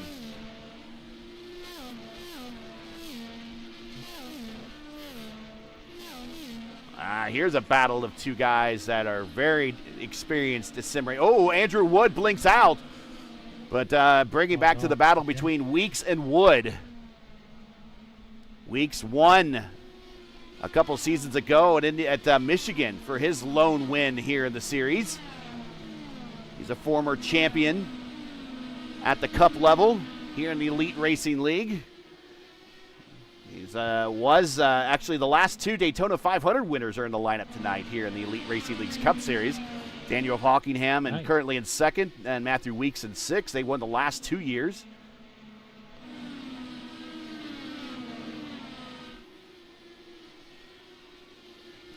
So interesting stat, though. I was just checking this out. Hunter Smith has 1 career win. Matthew Weeks has 1 career win. Hunter Ingrave has 1 career win. If any one of these guys should get their 2nd career win here tonight, there's like 24 drivers. There's 37 different drivers have won in Elite Racing League IndyCar history. Of those 37, 24 of them have only won 1. If you could win more than 1 in the Elite Racing League, you kind of join almost, pardon the pun, you almost join an elite fraternity of drivers of a smaller elite fraternity within the elite fraternity, so to speak, of drivers that have won more than 1 IndyCar race here in this series. And that list is incredibly small here. I mean, once you win your 2nd race here in this series, you move pretty much almost just outside of the top 10 all time. That's how even the playing field is on any given Thursday. Anybody could win. Yeah, actually, it is true, because mostly people like Adriano Piñero have so many, and then it's coming with the other one. So when you have the second, like Daniel have his second in this league with 2 races. So when it's coming to the 2nd race, like I just said, you're coming for the big elite on the also Victor Portos there and Chad Frankefeld in there. So I think it's a big how are you gonna put this? Put your name on the championship to be over here, because we always said Piñero is gonna be around, but Piñero is no more around. So it's open for everyone, and not for just only one guy. So at least this is a diversity about new names, or the same names, but the new history. Whoa, check this out. Inside Matthew Weeks sends it down there. Sitting there in the Rebel Alliance X-Wing fighter pilot's helmet that he's wearing there in the cockpit. Yeah, Matthew Weeks, I think Andrew Wood is getting a little bit problem with the car. Yeah, Matthew Weeks a little bit high on the turn 1 and 2. I think, you know what? The 1 and 2 is not the same like a 3 and 4. So 1 and 2 is like a more like a cave or something like that. It's a sharper You turn. have to It's a sharper Perfect, that's entry. the Yeah, word. it's a sharper entry. At the exit is really tough, but the 3 and 4 is more like you can do that by dive bomb, and you have a long distance to come into the exit on turn 4 to not have that issue. But here it's like you coming here, you're turning, and then the wall is coming down on you. So it's getting close to the wall. So it's kind of difficult, but I always like the 3 and 4 to make the pass. 1 and 2 is really it's not good to make the pass over there. If you want it, for sure, but maybe it's a chance to lose the control.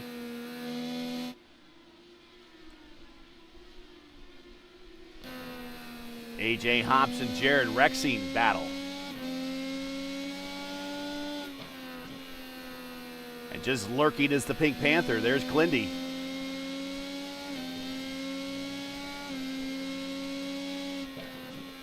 You hear them. I mean, they are so busy in these cars. You're hearing AJ at least grabbing 3 different gears on the front stretch, all the while probably working the weight jacker and probably worrying about how do I regen and where do I deploy on the hybrid. I mean, 17-second laps. Your hands are full here. It's so many things, and to be honest, it's getting more difficult, more real, this car. It is funny, but at the same time, it's difficult. Before, it's just watching Matthew Wick passing Henrik in the middle of the corner. But yeah, it's getting more difficult. And we said in the fixed series, I remember in Taladera, it's just not coming to racing because it's Taladera or maybe Daytona. No, it's about you have to train your car, and now you have must to. It's not like I'm gonna make a turnings over the 350, 80 or 17 miles per hour, 200 actually, or 400 kilometers per hour. Mm-hmm. No, and now you have to train in all this stuff, regen, anti-robot, and now here is braking zone, make the pass, regen. The car is too loose. Let's adjust this. Weight jacket. Is so many stuff. Save some fuel. Turn down the engine mapping. Yeah. Also, in 17 seconds, man. Yes, we're doing laps. That's so many stuff. Here, let me show you last lap times for these drivers. 18 seconds. Now, these are on tires that are pretty well used. They're almost 70-lap-old tires for a lot of these drivers. But they're turning a lap, and there we see Rexing get around Hobson, but he sent it so much he had to go deep into the corner and lost momentum. Hobson back to the inside to try to get that position, but I think Rexing's going to hold on here and get the position over Hobson, move Rexing up to 11th, Hobson back to 12th. Hobson, remember, was on the podium there at our last Indy 500 with Hunter Smith. Pretty good night for the Indy 500 podium tonight. 2 out of their top 3 drivers in the top 15 here tonight. But there is Hunter Smith, and he's not too far behind this group, but Hunter Smith just turning laps in the 18-second range. Falkingham just a little bit faster that time with a 17.9, but this is how fast we're going here. This is a 3/4 mile oval. IndyCar traditionally, this is the smallest track that IndyCar has run on since the AAA days when they were running on the wooden board tracks and everything. It traditionally was a 1 mile oval, and they never got really any less than that. The smallest oval they went on prior to coming to Richmond was San Air up in not too far. I know that Montreal is quite a ways from you, but you're actually closer to Montreal than I am, Lewis. So not too far away from you in Montreal. San Air Speedway outside of Montreal, that's about the same distance around as Iowa. That's about a 7/8 of a mile oval. That was the shortest oval they ever raced on outside of the AAA era because the USAC era never got less than 1 mile. And then they came here in the early 2000s for the Indy Racing League, and this is 3/4 of a mile. And so you're incredibly fast here at 150 miles per hour plus on a lap. Yeah, 154.7 there for Hunter Smith there. That's his fastest lap he set earlier in the race. They going super fast. Actually, we're thinking about when they racing in Dover, when it's 14 seconds, I think, 15. Yeah, They were insanely fast there at Dover. There's a reason why they didn't go back. Glendy and Hobson side by side for their... Glendy has been very patiently working the high side. Yes, must to. He must to be patient because he have the... Because this condition, he needs to this condition be a green flag to take the lead. And what if win the race on the... Oh my God, the Rexin and Camargo closing the for the 10th position, I think so. And they got Jim Herrick around him. Jim's just trying to stay on the high side and out of the way. That's going to slow down Nige just enough that here comes Rexing, who is looking for another win here in this series. He would like to get his second career win. Ryan Scholl, though, up in 4th position. He is doesn't have a win. He would love to get one.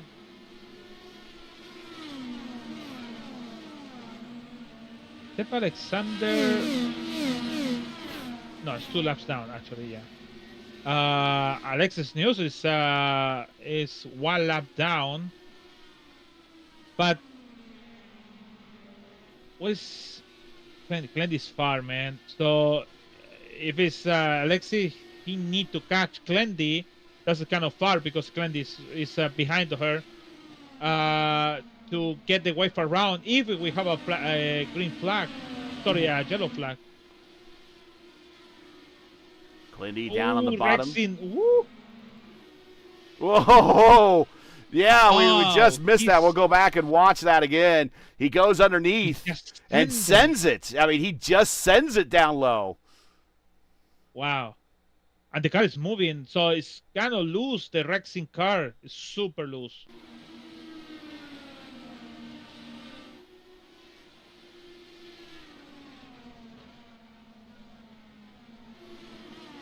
Hunter Smith blinked out.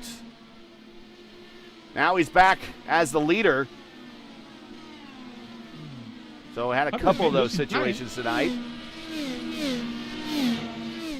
Hunter Smith losing time. He was 2.4. Yeah, it's 1.2, and he's kind of stuck in traffic a little bit. But again, so's Falkingham. Falkingham has 2 cars between himself and the leader. One of which is Jim Herrick. The other one is Victor Aldrich. At this point, these guys are just trying to stay out of everyone's way and get to the end of this race where they can see the end in sight.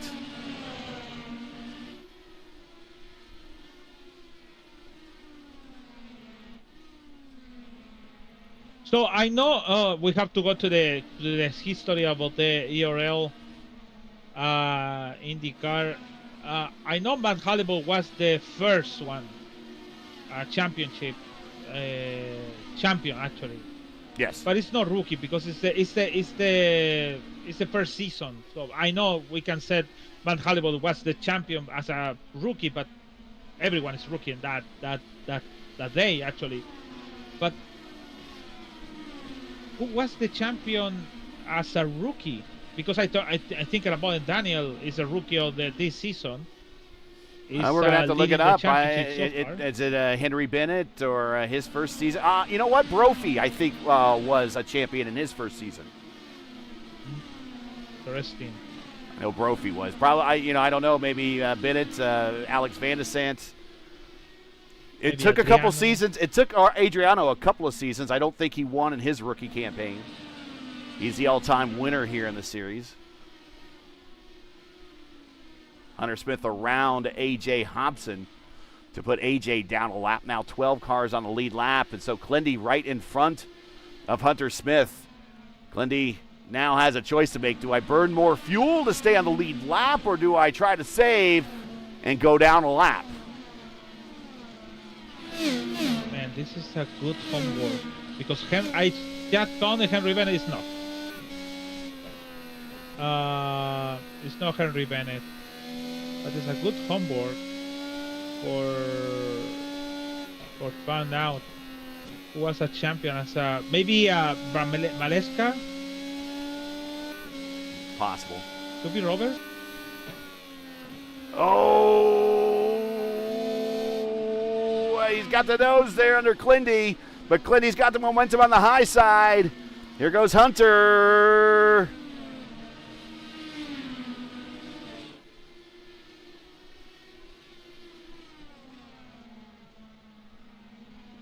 He does not want to give up this lap.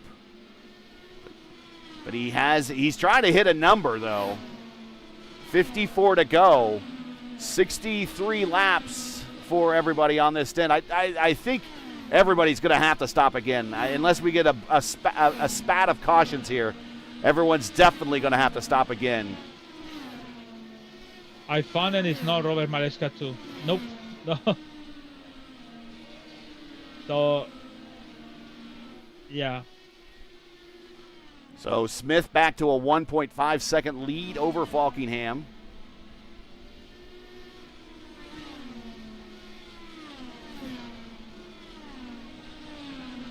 I think at this time it's just patience. Maybe all the leaders want the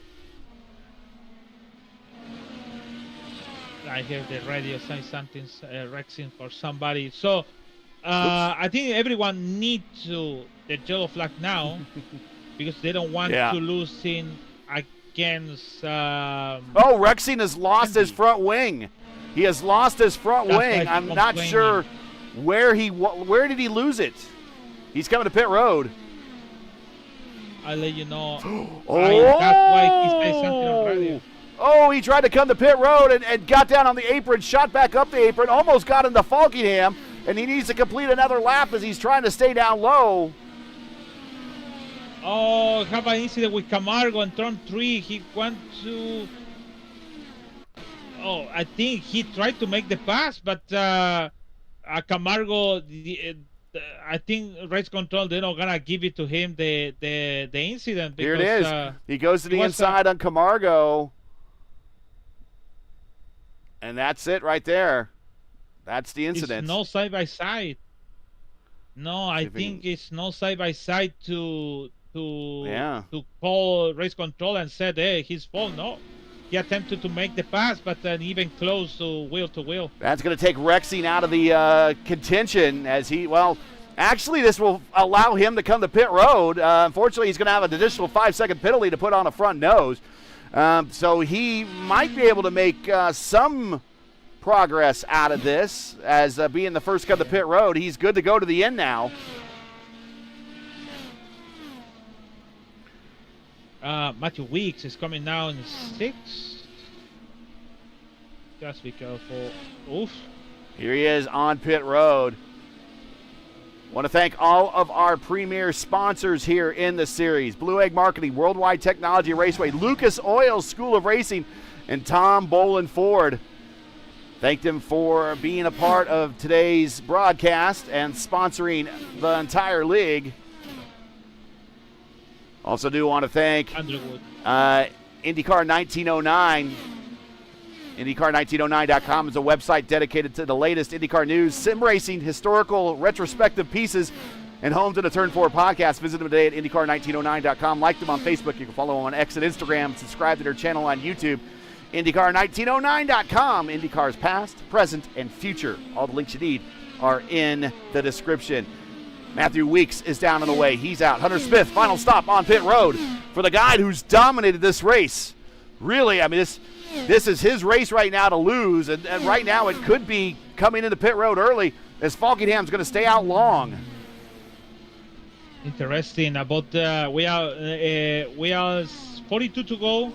41 to go. Oh, caution on the racetrack! Oh no! It's Jared Rexing, and it's with our leader on pit road. And that is the dealer. And it's Rexing just loses it by himself, and he's on the high side over Victor Aldrich, and he backs it into the corner just all by himself. Lose. Somebody need to adjust the adjustment inside, actually, after the coming to the pit. Yeah, that's a lot of people do forget that. That's a common problem. I don't know if that's happened with him or not, but one of the things you have to do, people, when you come to pit road on these cars and you've been adjusting them over the course of a long run, you need to reset your tools when you get to pit road. And so when you get to pit road, one of the things in real IndyCar racing, you'll often hear them say on the radio, reset your tools. And that's what you're supposed to do. You return your weight jacker back to its original position, return back your roll bars to where you started the race at or whatever. And then if you don't, that's kind of where you have handling issues when you come out of the pits kind of fresh like that. I don't know if that happened in Jared's situation. We suspect that's what happened as we see Falkingham coming to pit road. But that might have been what happened. We're just speculating. But Hunter Ingrave on pit road for his final stop. But Clindy, take the lead. I think he's gonna pick up the lead. Yes. No. And Alexis News? No, he's gonna get a wave around. Oh, you're right. Because right now the leader is the leader is Falkingham, and then behind him is Hunter Ingrave.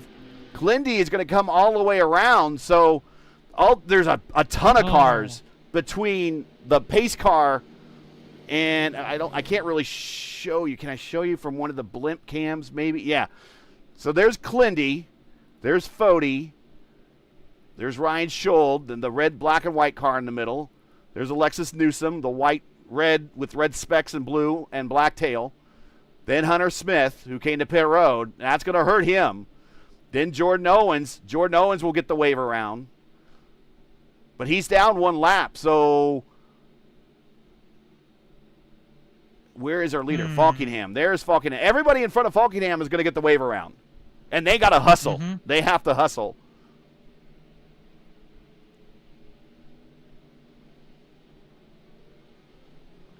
Hunter Ingrave. Good thing about this league. Yeah.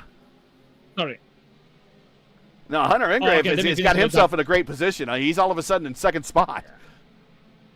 Yeah, actually, I think Clindy's going to do it, yes. I think must do everyone. No, Owens don't do it. Clindy's coming to pit road right now. Yeah, good thing about this league, I said. It's about you can come into the pit after the green flag, so you can reset your stuff and have a new tire, new everything, like a Clindy. Alexis Newsom doing it too. So it's gonna restart it in 7 and 6. Alexis Newsom in 6. So it's like a second life with 37 to go, actually. So there's 9 sets of tires are allocated for this race. 1 on the car, 8 in the pits. Pit road speed limit's 40 miles per hour. No fast repairs. No lucky dogs. Restarts are controlled by the leader. Alexis Newsom almost lose the lap, basically. He need to go fast to catch the group. Even Clindy also too. That's the handicap of this track, actually. And we are back to green flag, and then it's Daniel Falkingham who's inherited the lead by staying out long. And right with him is Hunter Ingrave, who he was coming to pit road when the caution came out. And there's Tyler Fody, and he has like 6 cars between himself and second spot. Andrew Wood is in there as well.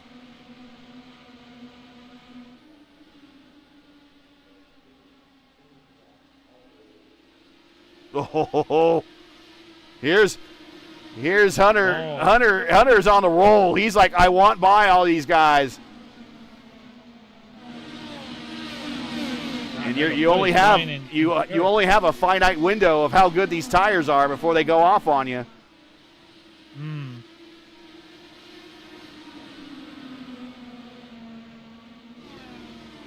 Oh, contact between Seb Alexander and it was Schold, I think. I think it was Schold. Oh, Schold. Yeah, Schold. You know what? I think Seb Alexander didn't know Ryan Schultz coming down. And Daniel Falkingham set a purple lap that time by at a 155. But let's watch this again. And I don't know if Seb was lifting or he saw something, and then all of a sudden Schold is bam right there. Watch this from Scholt's point of view. He has there's Seb Alexander right in front of him. Camargo's involved too, yeah. Oh. It's like okay, you have a new tires. Seb Alexander. Here's How about Nige. new Nige tires? just unfortunately, he had himself a good race. He got up into the top 10. 30 to go here now. And watch this. He spins. And Nige's there.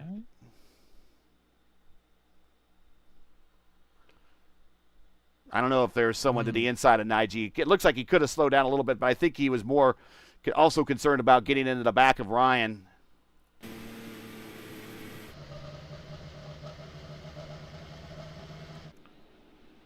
In my point of view, it's about Seb Alexander is taking the corner, and Ryan Schuler, I think he didn't take a corner properly. I said properly because he must to go in low for that. Is this our He eighth? wanted to use the second line. This is our 8th caution? 10. We're at 10? I missed. Maybe 11. I think. Maybe it's 11, man. You have to look for us. I think I missed a couple. It's just we've been paying attention to, getting sponsor reads in and everything. You lose count, but 29 to go. I have at least 8.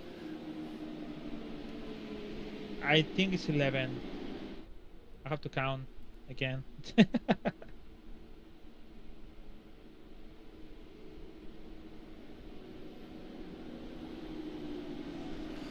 Let's reset the field. And I do want to thank everybody for joining us tonight. You are watching the 4th running of the IndyCar1909.com Indy Challenge from Richmond Raceway, where we have 29 to go. And Daniel Falkenham is looking for his now 3rd consecutive win. He's won one on a road course that was wet. He won one on a 1-mile oval, and now he's won one is looking to win one on a 3/4 mile short oval. And he is a rookie in the season, but a rookie in name only, because this guy is well known on the eNASCAR circuit. So, rookie in name only. 2nd place is Hunter Ingrave, who won last season at Road America. Also has 2 wins in the Velocity Online Racing IndyCar Championship at Gateway and at Road America again. And also a win in the Horizon IndyCar Series at Portland. So multifaceted driver there. Tyler Fode is in 3rd. Hunter Smith is in 4th. Hunter Smith has dominated this race. He is wanting to get back up front. A lot of lap cars in between 2nd and 3rd on the racetrack right now. The next time you see us here on the ERN will be in 2 weeks for our only road course crown jewel of 2026, the streets of Long Beach for the 5th annual F5 Long Beach Grand Prix. Coverage starts right here at ERN 7:45 in 2 weeks on the 26th. So if you need more open wheel racing injected into your soul, you also want to check out P1 on Tuesday. We'll talk more about that later. Green flag, 27 to go here in the closing stages. 26 to go. It is Falkenham, Ingrave, Fode, Smith, and Schold, but a lot of traffic between Ingrave and Fode for that 2nd spot.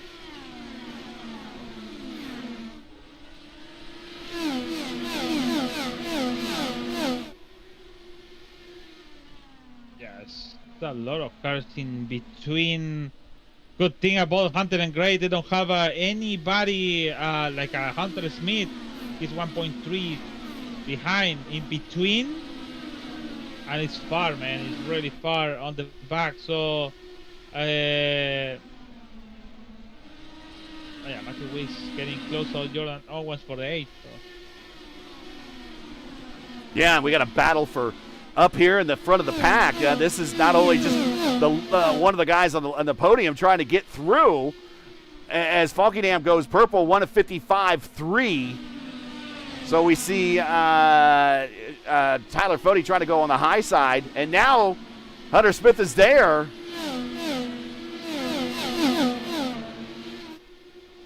But you have Tyler Fode who's in 3rd, but right in front of him is Wood, Weeks, and Owens, and that's 8th, 9th, and 10th. So you got guys battling for the bottom portion of the top 10 right in front of one of our leaders.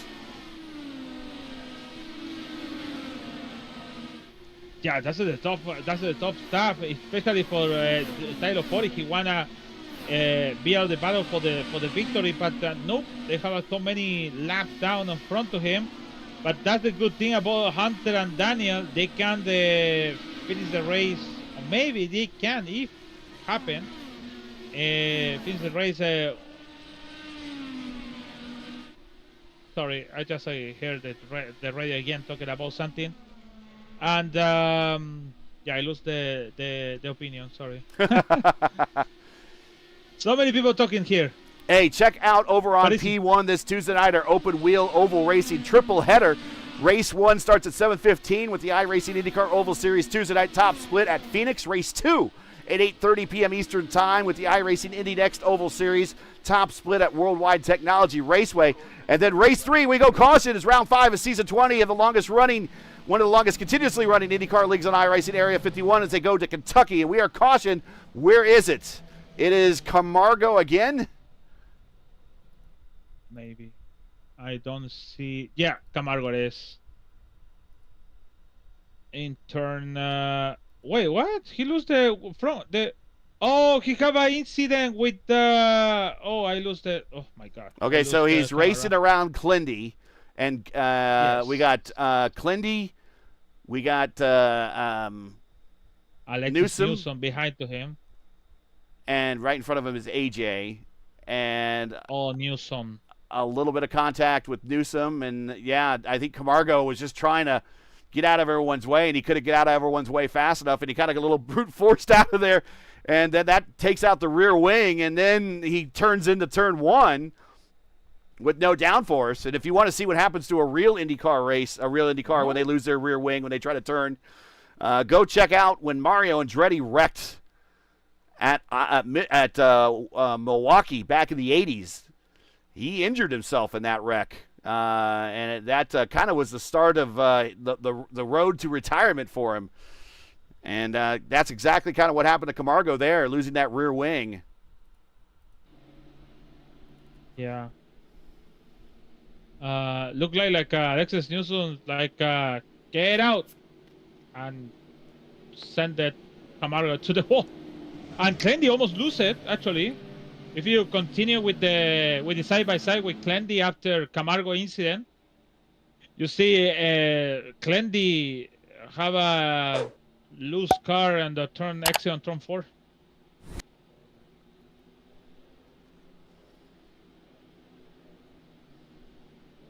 So yeah, don't forget about P1's open wheel Tuesday night triple header.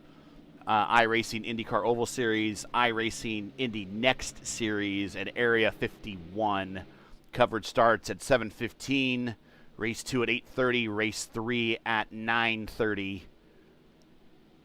In fact, Andrew Wood will be in the box or be in the booth for the Area 51 coverage with Murph on Tuesday night. Me and LGN will be in the booth together for Improper Phoenix at 7:15.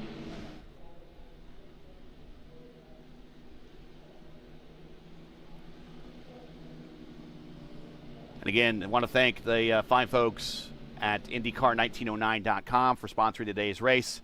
Make sure to check them out. They are a website dedicated to the latest IndyCar news, sim racing, historical retrospective pieces, and the home to the Turn 4 podcast. You can visit them today at IndyCar1909.com. Like them on Facebook. You can follow them on X and Instagram. Subscribe on YouTube. IndyCar 1909. IndyCar's past, present, and future. Okay, I don't think, are we going to get close? No, we're not going to be able to cycle out those lap cars. So right now the leaders get to have a little bit of a buffer before Tyler Fode, Hunter Smith get up to them. They're going to have Owens, Weeks, Wood between themselves and third spot. 14 to go.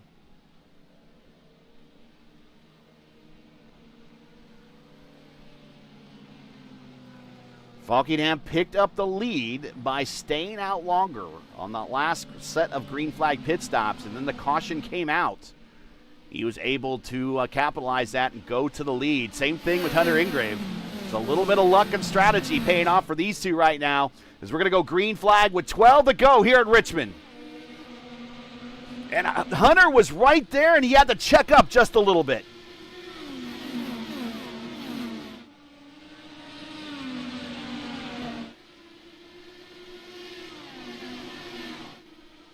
Yeah, I think he Hunter Smith around Andrew Wood. So they've got around, both Fody and Smith around Wood. And it's running out of time for Hunter Smith, who is looking like possibly win number 2 of his Elite Racing League career here at a track that he does pretty well at. Finished on the podium last time here, and he's dominated this day.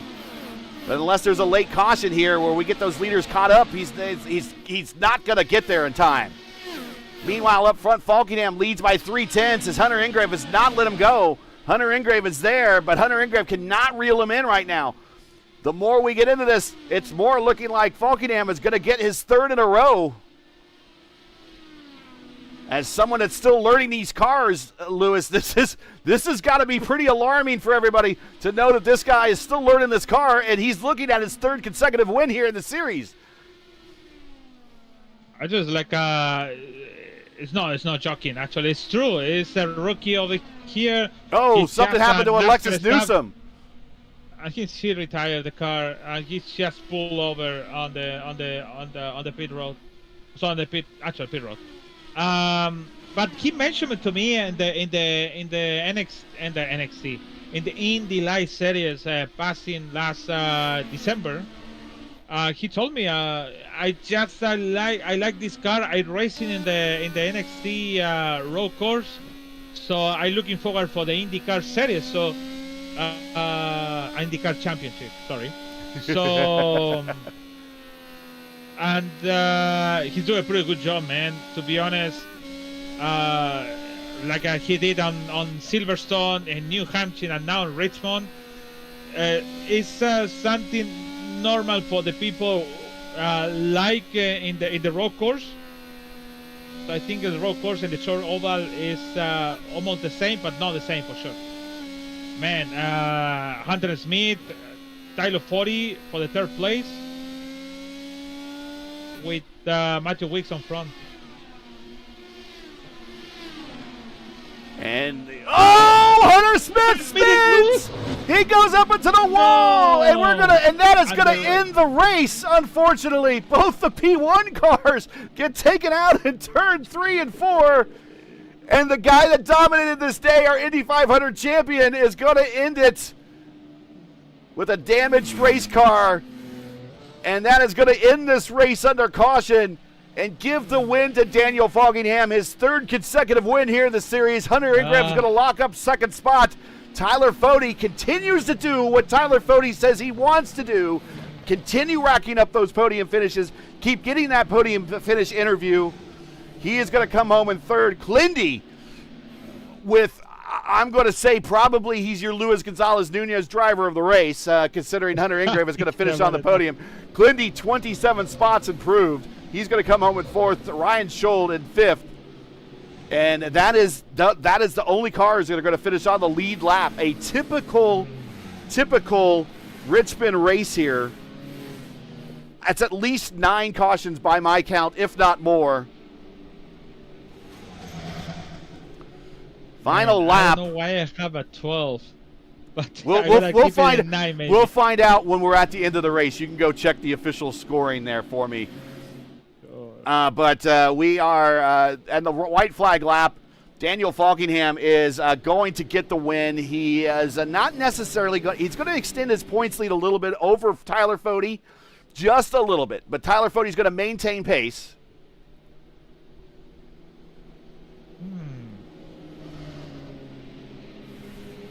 It's a good question. Still thinking about the question about the winning the championship as rookie. So I think no, man. Nobody yet.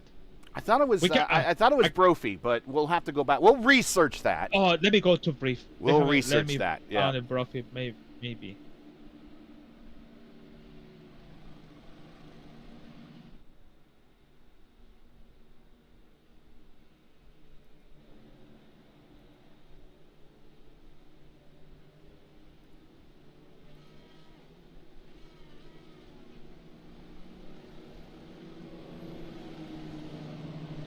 You're right.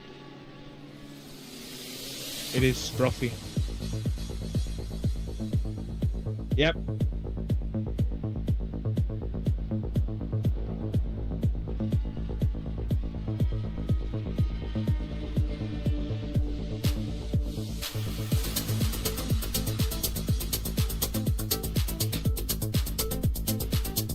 Daniel Foggingham with his third consecutive win here in the series. And that moves him really into rarefied air into all-time history here. I'm trying to see now with those with he has his third win, so that moves him just behind R.C. Anderson and Jason Brophy. That's 1, 2, 3, 4, 5, 6, 7, 8, 9, 10, 11. So he's on the border of the top 10 here, although there's a couple three-way ties for a couple positions in there. So he is getting ready to crack the top 10 in all-time wins. And there you see Falkenham with the win. Hunter Ingrave with his best finish here in the series since his win at Road America last season. Tyler Fode, another podium finish, and that's going to make him happy. We'll talk with him here in a second. Clindy, I believe, is your driver of the race. Is he not? You want to confirm that? I confirm that. I want to make a joke, but no. It is the driver of the day. I'm going to say that, no, I'm going to give it to AJ Hobson. But no, it's going to be Clindy, 27th spot. Yeah, and points have been updated already. So, Yes. well, when you're Chad and you're already out of the race, I guess you just have to wait to take the results and just plug them in the Sim Racing Hub. Ryan Shulden, 5th. Good finish for him. I was talking with him earlier in the week. He thought that this was going to be a long night, and he last car in the lead lap. Good race for him. Jordan Owens in 6th. Not a bad day for Jordan Owens. Got a little grief from last week. And what's the best way to kind of like how Takuma Sato did when he caused that big wreck at Pocono, and the next race that he came in, he won at Gateway. Much the same way. The best way to get off everyone's bad boy list is put together a good finish. And he finishes 6th. Andrew Wood not feeling well tonight. And it's not the kind of feeling well that you want to be too far away from parts of your house, if you know what I mean. He comes home in 7th. And I really want to take my hat off to him because I know what that feeling is like. And Andrew Wood coming home in 7th. Great job. Justin Vandermeer, my artist buddy, man. Another good finish for him, and I don't think I gave him very much advice on this race. I did say track position is going to matter, and well, look where Falkingham is. Track position really did matter. The longer he stayed out, the better it helped him. AJ Hobson in 9th. Matthew Weeks, our US 500 winner from 2 seasons ago, comes home in 10th. And Hunter Smith, not the finish he was looking for. Dominated this day. Comes home 11th. Jim Harrison 12th. Victor Aldrich 13th. Alexis Rexing. This is unofficial. They both show as 15th, so they consider these results unofficial. Camargo, Seb Alexander, Gavin Hibbs, Troiano Stock. And Al Frary with a bit of a one of those races you just want to forget about. I've been there too. Trey Holmes, Colin Isle, Durazo, Paul Mini Letters, my fellow Pollock, Chad Frankenfield, Richie Hearn, Matty Wags. And again, apologies to him, Brian Plowman, James Watson, Pedro, and Casola. Long days for a lot of these drivers. Short days, actually, for some of them. Oops. There we go.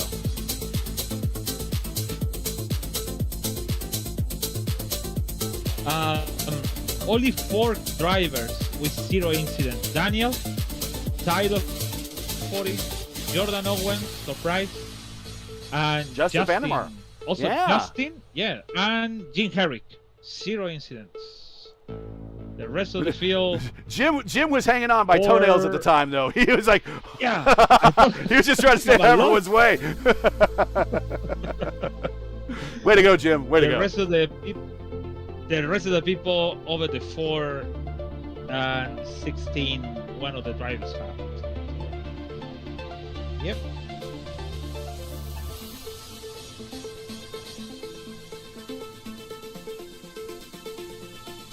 Just got to get some replays racked up here.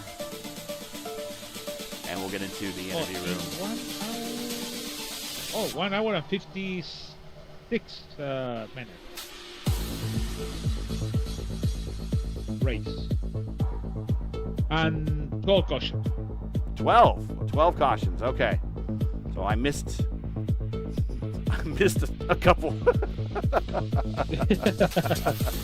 A couple more. Couple times too, maybe.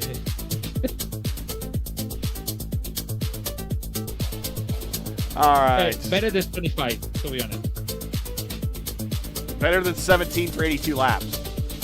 It was No, I said 25 about Milwaukee, and Martinsville in the Truck Series. Your introduction to Elite Racing League Truck Series. Yeah, oops. How many laps were under caution? Do we know that? 40. You said. Oh, I just said that. Here, we got it here. Last race results here. 12 for 44. That's a Sim Racer Hub right there. 12 to 44. Yes, sir. All right. I just want to get the points up so we can talk about that. Your points update, and then we will bring in Tyler Fode to talk about it. Daniel Falkingham leads by now 33 over Tyler Fode. Hunter Engrave now works his way up into third in the points. Clindy is in fourth. Ryan Scholl fifth. Eric Troiano sixth. Alexis Newsom seventh. Craig Forsyth eighth, not in the Knights lineup.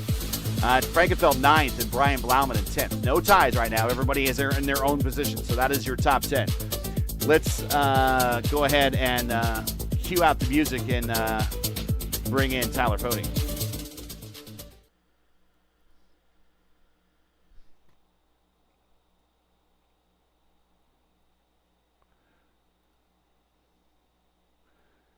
And here is Tyler Fode. Join us. Tyler, another marathon race, 300 laps here at Richmond. Stop and go, 12 cautions, 44 laps. And at the end there, you had yourself track position to get yourself up in the third, but just a ton of lap traffic in front of you. That was all equally racing for position. You couldn't get around them and just could never quite get to the leaders. But mission accomplished in one aspect because you got another podium finish and you're at least maintaining pace with Daniel, albeit he pulls away just a little bit by getting another win this week. Yeah, it's tough. Tough to be too thrilled with how this turned out and being third. Thought we could have been a lot better with circumstances, but yeah, I mean, Falkingham, it just looked like he lucked into every yellow and caught every break, and I was on the other end of it and just trapped. So, yeah, we're maintaining the points, but looking to hopefully be finishing in front of him going forward. Well, at least we have a week off. You get a little bit of a breather, and then we go to a street course at Long Beach. But we got the oddball ovals out of the way early, and a little bit more of a traditional kind of schedule coming into the second half of this season. Talk about this 5-race stretch. You've been in previous seasons here in the Elite Racing League. This is a pretty brutal 5-week stretch, was it not? Oh yeah, it's there were some long ones and just tough tracks in general, and I mean we had rain and these long ones, 300 laps. It all adds up back to back, so I'm happy to be taking a week off for sure. We are too, actually. We are too. Well, we got the new points out. You're only, and I say this only, that's 33 points behind Falkingham. Still lots of racing to go. We've heard it from before. Just keep getting these podium finishes, and we'll see you there at the end of the season. Shout-outs, friends, family, sponsors, anyone I want to say hi to before we let you go. I'm sure you're tired, so we'll let you get some rest. Yeah, no, just as always, the Lake Norman guys. Gavel and Stanley were off tonight, but Rexing and Blauman and Rish was even hanging out with us tonight. Always fun running with those guys, sharing notes, and yeah, just a big shout out to you, you two up here in the booth for hanging around with us. and putting on the show. So hopefully, yeah, we'll take this break, enjoy it, and try and survive Long Beach when we come back. All right, we'll enjoy the week off. Third place again tonight on the podium. Congrats, and we'll see you in about 2 weeks. Appreciate it. And man, I didn't have to drag him out of the room. He's like, bam, I'm gone. Yeah, they already know. You already know. That's right. Let's bring up Hunter Ingrave. And here he is. Hunter Ingrave joining us. And Hunter, really the biggest news for you, and it was an exciting night for you. You were involved in an early incident, which I think took off your front nose. You had to get that fixed. You hung in there. You decided to go a little off strategy, maybe save some fuel, and that saving fuel lucked out when that caution fell at the right time when your fuel window was opening or you were coming to pit road, and it played into your hands really for you and the leader at that exact moment. And you certainly vaulted to second place, and Daniel vaulted to the lead. But you kind of spent most of your day back in the back of the pack, showing once again it doesn't matter where you are at lap 100, doesn't matter where you are at lap 200. It really matters where you are at lap 300. And late in the race, you proved that getting your car in the position where it needs to be at the end is all that really matters. Yeah, it was definitely I whiffed up qualifying, which was very frustrating to me. I thought I could do a lot better in qualifying, so I was just trying to kind of get going at the beginning of the race because I didn't want to be 100% worried about the leaders right away. So I was trying to get up through, and then there was yellows, and then that wreck that was involved, I couldn't see it to the last second. I tried to slam on the brakes, but by then I was already involved in it. I thought I was toasted in that race, but no, I was lucky that it was only front wing. I thought for sure there'd be damage, but no, it was overall. The car felt fine still, so I was really surprised. And yeah, no, it just seemed like everybody just kept kind of charging the corners more, so I just kind of lifted it a lot earlier, and I was noticing I was saving more than people, so I just kind of was like, all right, I'm going to save fuel and save tires. And towards kind of the end of the run, it was starting to equal out. I was getting a little quicker, and then I saw everybody was pitting, and I still had like 20 laps to field. I'm like, I'm going to run this, try and see, hopefully there's a caution. And luckily there was a yellow. I was hoping I was the leader, but I wasn't. Daniel still was out there, but yeah, then after that I was just trying to pressure him. I know he doesn't make mistakes. I think he missed it by a lap. He was on pit road when that yellow came out. I think he missed it by a lap. You were that close. We have to go back and look, but I think he was coming on pit road or was starting to commit to it, and it was there. You almost, you won at last season at Road America, but it was a steward's assist. Still haven't seen the checkered flag. It was looking close today. Did you have anything for Daniel? We know that he's an esports pro. Did you have anything for him? And also let's talk about the use of the hybrid here. We didn't get a chance to talk to Tyler about that. This is the first time we've come here with the hybrid. How did the hybrid change the racing here as well? So first question is, did you have anything for Daniel at the end, or was he just that darn good? And how was the hybrid here?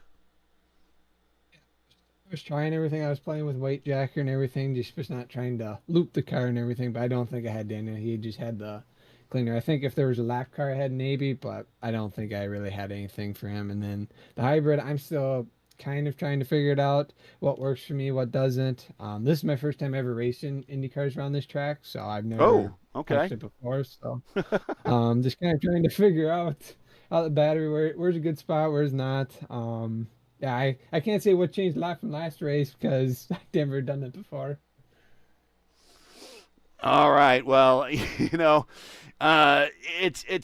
see the racecraft improving, and we talked about this before, kind of you and I. We know that the pace is there in qualifying, and then just putting the race performances together. And it seems like you said you muffed qualifying today, but the race definitely came to you and fell kind of in your hands. Congratulations on another second place finish here in the series. Do you have any shout outs, friends, family, sponsors, anyone I want to say hi to before we let you go?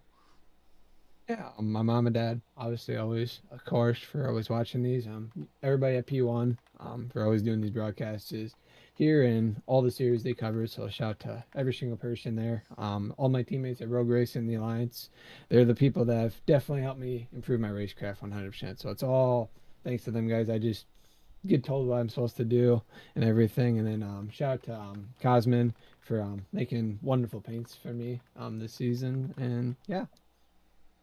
All right, Hunter, congratulations on the P2. Enjoy the time off. It's a brutal start to this season, and we'll see you when we get to a road course, which I know you're pretty darn good on those, and you've actually been pretty darn good at Long Beach as well, so I know you'll be looking forward to that. We'll see you in 2 weeks when we get to the streets of SoCal.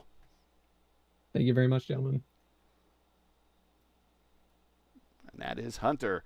And let's get to Daniel Falkingham, and there he is. And we'll bring him in. And once again, you see him on the iRacing channel, streaming on trucks Monday night, Tuesday night, with the truck series on the eNASCAR Coke series there. And he joins us on Thursday nights in the IndyCar. And I'm going to say that this race probably was a lot more patience with you in the cockpit. You didn't really make a pass for the lead there until really you just outlasted Hunter when he had to come to pit road, and you stayed out longer than he did, and that's where the pass for the win was made. Yep, and that was all according to plan right there, because if you were the leader here, it was just so hard to pass, like get the lead, just because the clean air is just so important, especially around a track like this. So really, for that long run, I decided to just kind of just drop my fuel map and just kind of just ride in the line and just take my time, because the only way I was going to win is if I could outlast them on fuel and get the timely caution, and we certainly got that. We definitely didn't deserve the win tonight, but like I said, that's part of racing. You got to take them however you can get them. But definitely wasn't ideal. We didn't have the greatest qualifying ever, but we went storming immediately right as the green flag dropped, putting it 3 wide on the first lap, just trying to get all the spots we could, because I felt good with my race pace, just doing some practice laps here in the practice session. I felt good of what I needed to do to be able to like maintain my tires and just try to get track position, what line I needed to run, and it all paid off because we were slow, methodically moving through the field every single lap or every single run. And then we just took advantage of other people's mistakes, took advantage of some yellows, and we are in victory lane on an old three-peat here. So can't ask for anything better right there. Yeah, and let's talk about you should probably go buy a lottery ticket, because, man, the luck definitely kind of dropped there at your feet with outlasting him. He comes to pit road, and just as he comes to pit road, that's when the caution comes out. So I don't know if you were shortly on pit road after him, if it was on pit road when the caution came out. All I know is that you vaulted up to the front, and you kind of held the spot there. So perfect timing all the way around. And, yeah, traffic was extremely tough out there. We could see passing all the way around was tough to do. And even for you, when you were a little bit further back, especially when those tires got worn, it was really tough to pass people really anywhere at this racetrack. On top of that, using the hybrid to kind of hold people off. So it just, it was kind of a perfect storm out there. I would say this is not a better racetrack than Iowa. I think these cars race better at Iowa, but you certainly have your hands full out there in 17-second laps. Talk about racing the Cup car here versus the Indy car. So we talked about the lap speeds and the lap times at 17 seconds a lap. In the Cup, you have a little bit more time that you could maybe pay attention to your black boxes. But here in the IndyCar, you don't really have a lot of time to glance at anything, do you? Yeah, not really. But what's crazy is feel like all the stuff feels pretty much the same, because like dirty air is big in the Cup car as well. Track position means a lot. But it's somewhat with the IndyCar, of course, you got your tools, you got your bars, your weight jackers, which I was playing around with the whole night, just because the handling of this car, the rear end was pretty unstable, especially going into turn 3, and that's where I lost it on my Q lap, was losing it in turn 3, but I managed to catch it. But really, turn 3 was a sketchy spot for me all night, especially on cold tires, so definitely had to play with my settings to try to manage that. But yeah, just like with my Cup car experience here, stock car experience, I kind of knew like what the line, like a good line to run around here, because I know a lot of people are running the fence, running the top, which seems to be where we go to any short track in the IndyCar, but that's just kind of not my style. I like running the bottom, love being a bottom feeder like you saw at New Hampshire. It's just a line I love to run, and it works out because it gives me a lot of clean air, and I feel like if I just hook the bottom, I can make up a lot of time, and I feel like it conserves my tires a lot better. So yeah, just a lot of that stock car experience definitely helped me out here tonight, just like it did in New Hampshire, but definitely gonna be totally different next time, the next race we go to. But I'm getting ready to say that. Definitely looking forward to the next one, though. Yeah, I was getting ready to say that. At 33 points, you got a 33-point lead in the point standings right now, and we're heading to a place that you can't really rely on that stock car experience. Long Beach. We know you're good on road courses, which we saw that at Silverstone. How are you? How you feeling about Long Beach? Can you go 4 in a row? We're gonna have to go back. I think I don't know if we've had any 4 in a row winners here in the Elite Racing League, at least with IndyCar. We've come close. I'll have to double check that stat. Maybe Lewis can look that up real quick. But how are we feeling about Long Beach? Very tight. Very fast street course. It's specifically kind of an IndyCar only track. Yeah, I feel great about Long Beach. I love racing Long Beach, and anything I go there, and a lot of my road course racing feels really, really strong. I feel better about like road courses in this car than I do on the ovals because I'm still figuring out the ovals. Again, it's crazy knowing I'm an oval guy, but I do love me some Long Beach. Definitely gonna make a mistake. It's definitely gonna punish you really hard. So that race I'm really looking forward to. I love me some street racing, and like I said, we saw at Silverstone, even in the dry, even in the wet, we were really fast. So. I'm looking forward to that. Hopefully we can go get 4 in a row, but more importantly, just try to gather more points because, we may be winning all these races, but Tyler's been right there on our heels finishing on the podium and stuff. So we can't afford to relax because I got to take advantage of all these races. And like I said, feeling good about Long Beach. Hopefully we can try to get some more points there.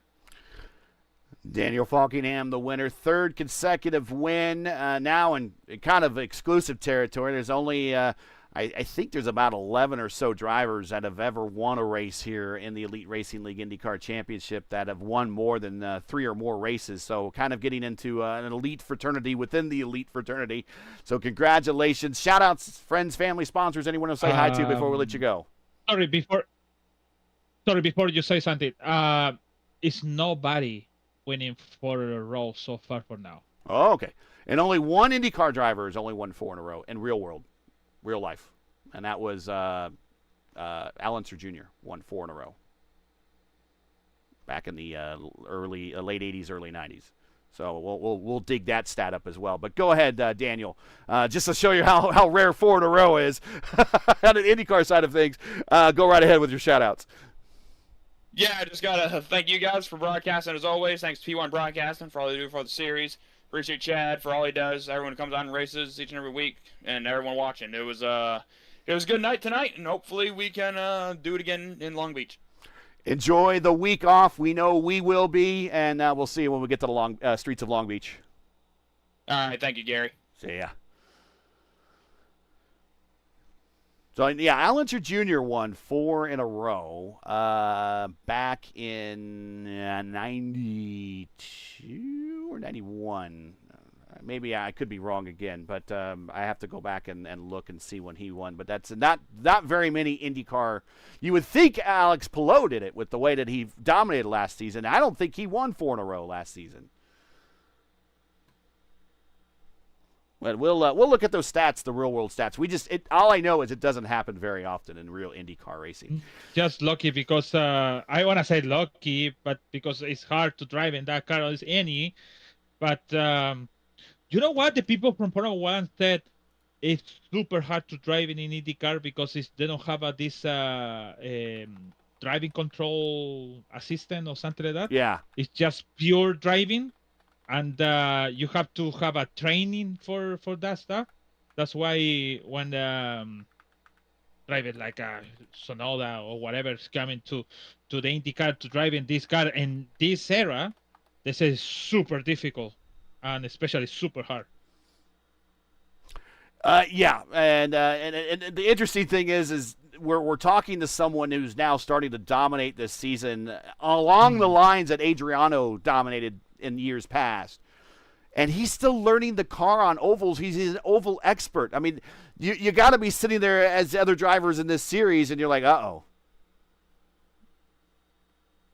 we yeah, you got to be sitting there. Yeah, you're like, oh my gosh.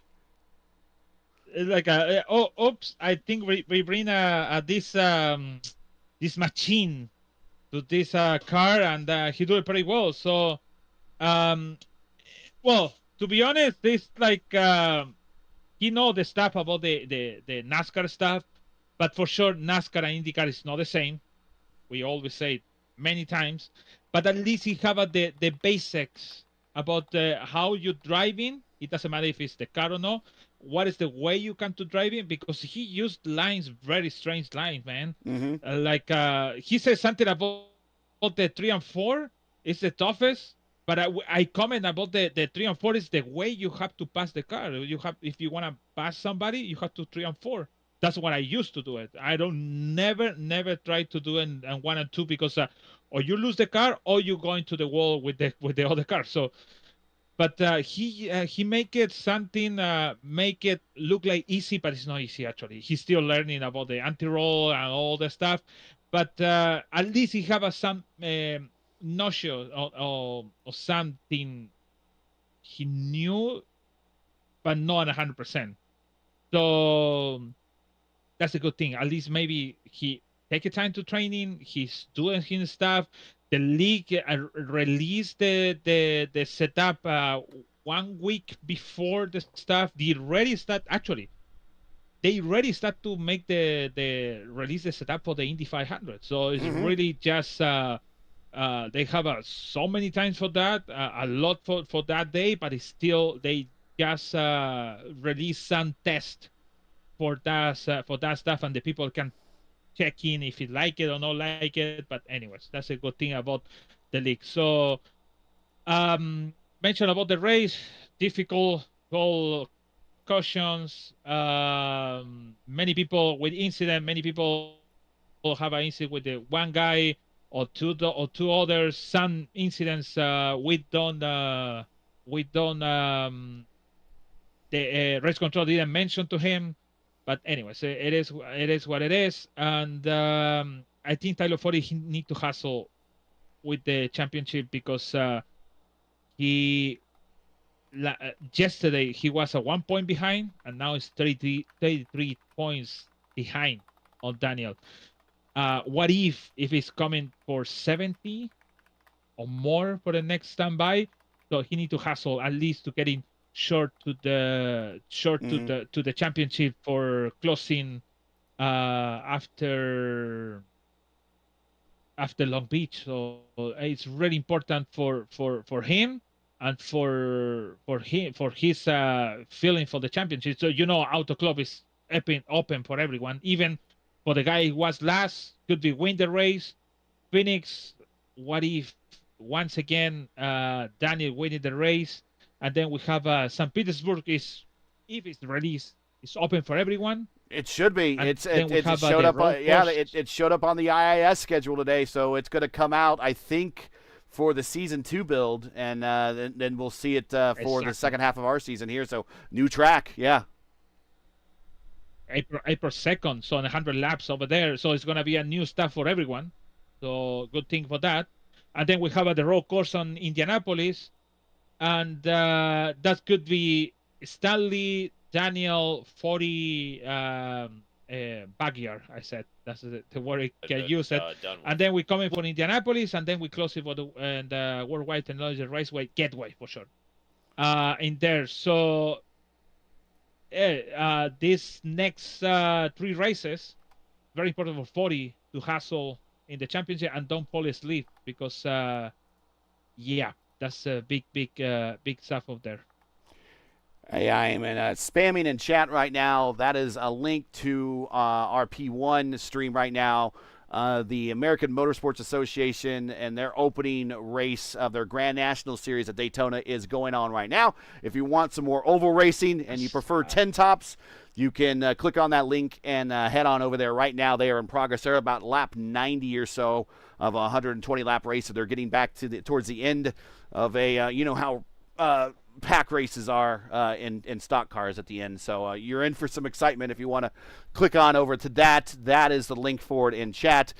Check them out if you want to watch some more racing here before the night runs out. Let's get on out of here and give everyone back their Thursday nights. We're going to get ready to start the weekend. Gosh, can't believe the weekend's here. That means we're one day closer to Valentine's Day. Monday. Oh, my weekend I finish on Monday, so I have to work on Monday. Monday. Okay. So that's it for tonight. Once again, your podium here for the fourth running of the IndyCar1909.com IndyCar Challenge, or Indy Challenge from Richmond Raceway. Daniel Falkingham from the Falkland Islands, as a matter of fact. His third consecutive win. He's done it on 3 different types of racetracks. He's done it on a road course, a permanent road course, a very flat 1 mile oval, and a kind of a banked 3/4 of a mile bull ring. They don't get any shorter for IndyCar racing this way. 3 different types of racetracks. So showing his versatility and the diversity of this series and this car. Hunter Ingrave comes home second. Still yet to see the checkered flag for real in this series, but he's getting closer, and another podium finish definitely on his way to seeing that at some point. Definitely going to help back cause. And then Tyler Fode, mission accomplished, at least wanting to finish on the podium. He finishes on the podium again, but he loses just a little bit of ground to Daniel in the points championship as we go for our week off here before heading to our next race. Join us again in 2 weeks as we move to our fifth and final, our fifth and final race is over with. So join us here in 2 weeks as we head to our next next road course of the season. I'm tired. And our only street course right now, until officially St. Pete joins the schedule, as we go to Long Beach. That's at 7:45 p.m. Eastern Time for the F5 Long Beach Grand Prix, the F5 Challenge Long Beach Grand Prix, 7:45 p.m. Eastern Time in 2 weeks, right here on the Elite Racing Network. Just go to youtube.com and just keyword search Elite Racing Network. Now, as you know, the YouTube algorithm game's not easy, so please help support. You're in with the weekly grind. Leave a comment below. Let us know you thought of tonight's racing. To join tonight's coverage, support by smashing like in the video. If you're new, click subscribe, and while you're at it, hit the bell for weekly reminders so don't miss out on more of Elite Racing League's and Elite Racing Network's other iRacing programming, including the Tanks.GG Truck Series. They run Sundays at 8:30, and the Racecraft Grand National Series. They run Mondays at 7:30 p.m. Eastern Time. Again, 8:30 Eastern, 7:30 Eastern for those 2 series. But if you have an itch for more IndyCar racing, check out P1 Broadcasting, Open Wheel Road Racing Monday Night Doubleheader, with the official IndyCar Open Series running at 7 p.m. Eastern Time, followed by the Indy Next Road Series at 9 p.m. Eastern Time. Racing however you like it, whether it be tin top or open wheel, can be found right here at ERN or over on P1. Tonight's fourth running of the Richmond Indy Challenge, sponsored by IndyCar 1909. IndyCar 1909 is a website dedicated to the latest IndyCar news, sim racing, historical retrospective pieces, and home to the Turn 4 podcast. Visit them today at IndyCar1909.com. Like them on Facebook and follow them on X and Instagram, and subscribe to their channel on YouTube. IndyCar1909.com is IndyCar's past, present, and future. All the links you need are in the description. Man, I need a drink, LG, and I got to get a drink here real quick. 300 laps at Richmond kind of gets you parched. Probably people are asking, what are you doing? You had 44 laps of caution. You could have taken a drink then. You're right. I probably could have. The Elite Racing Leagues and IndyCar's championship naming rights are paid for by P1 Broadcasting. P1 is an esports broadcaster specializing in online sim racing on the iRacing platform. P1 is a proud sponsor of the Elite Racing League's IndyCar US 500 and Triple Crown Challenge. To learn more about P1 or request a quote for your iRacing League, check out their social media links. P1 can be found on YouTube, Facebook, Instagram, X, and Linktree. You can find all their links that you need in the description of today's broadcast. Special thank you for the Elite Racing League's premier sponsors, Blue Egg Marketing, Worldwide Technology, Lucas Oil School of Racing, and Tom Bolin Ford. Don't spin your wheels. Accelerate success with Blue Egg fueling small businesses that win big. Worldwide Technology Raceway is a premier motorsports facility located in Madison, Illinois, just minutes from downtown St. Louis and the iconic Gateway Arch. Make sure to buy tickets for their IndyCar events. Go to www.raceway.com to buy those tickets today. Lucas Oil School of Racing is dedicated to developing the next generation of open-wheel drivers through professionalism, professional instruction, real race cars, and a real on-track experience.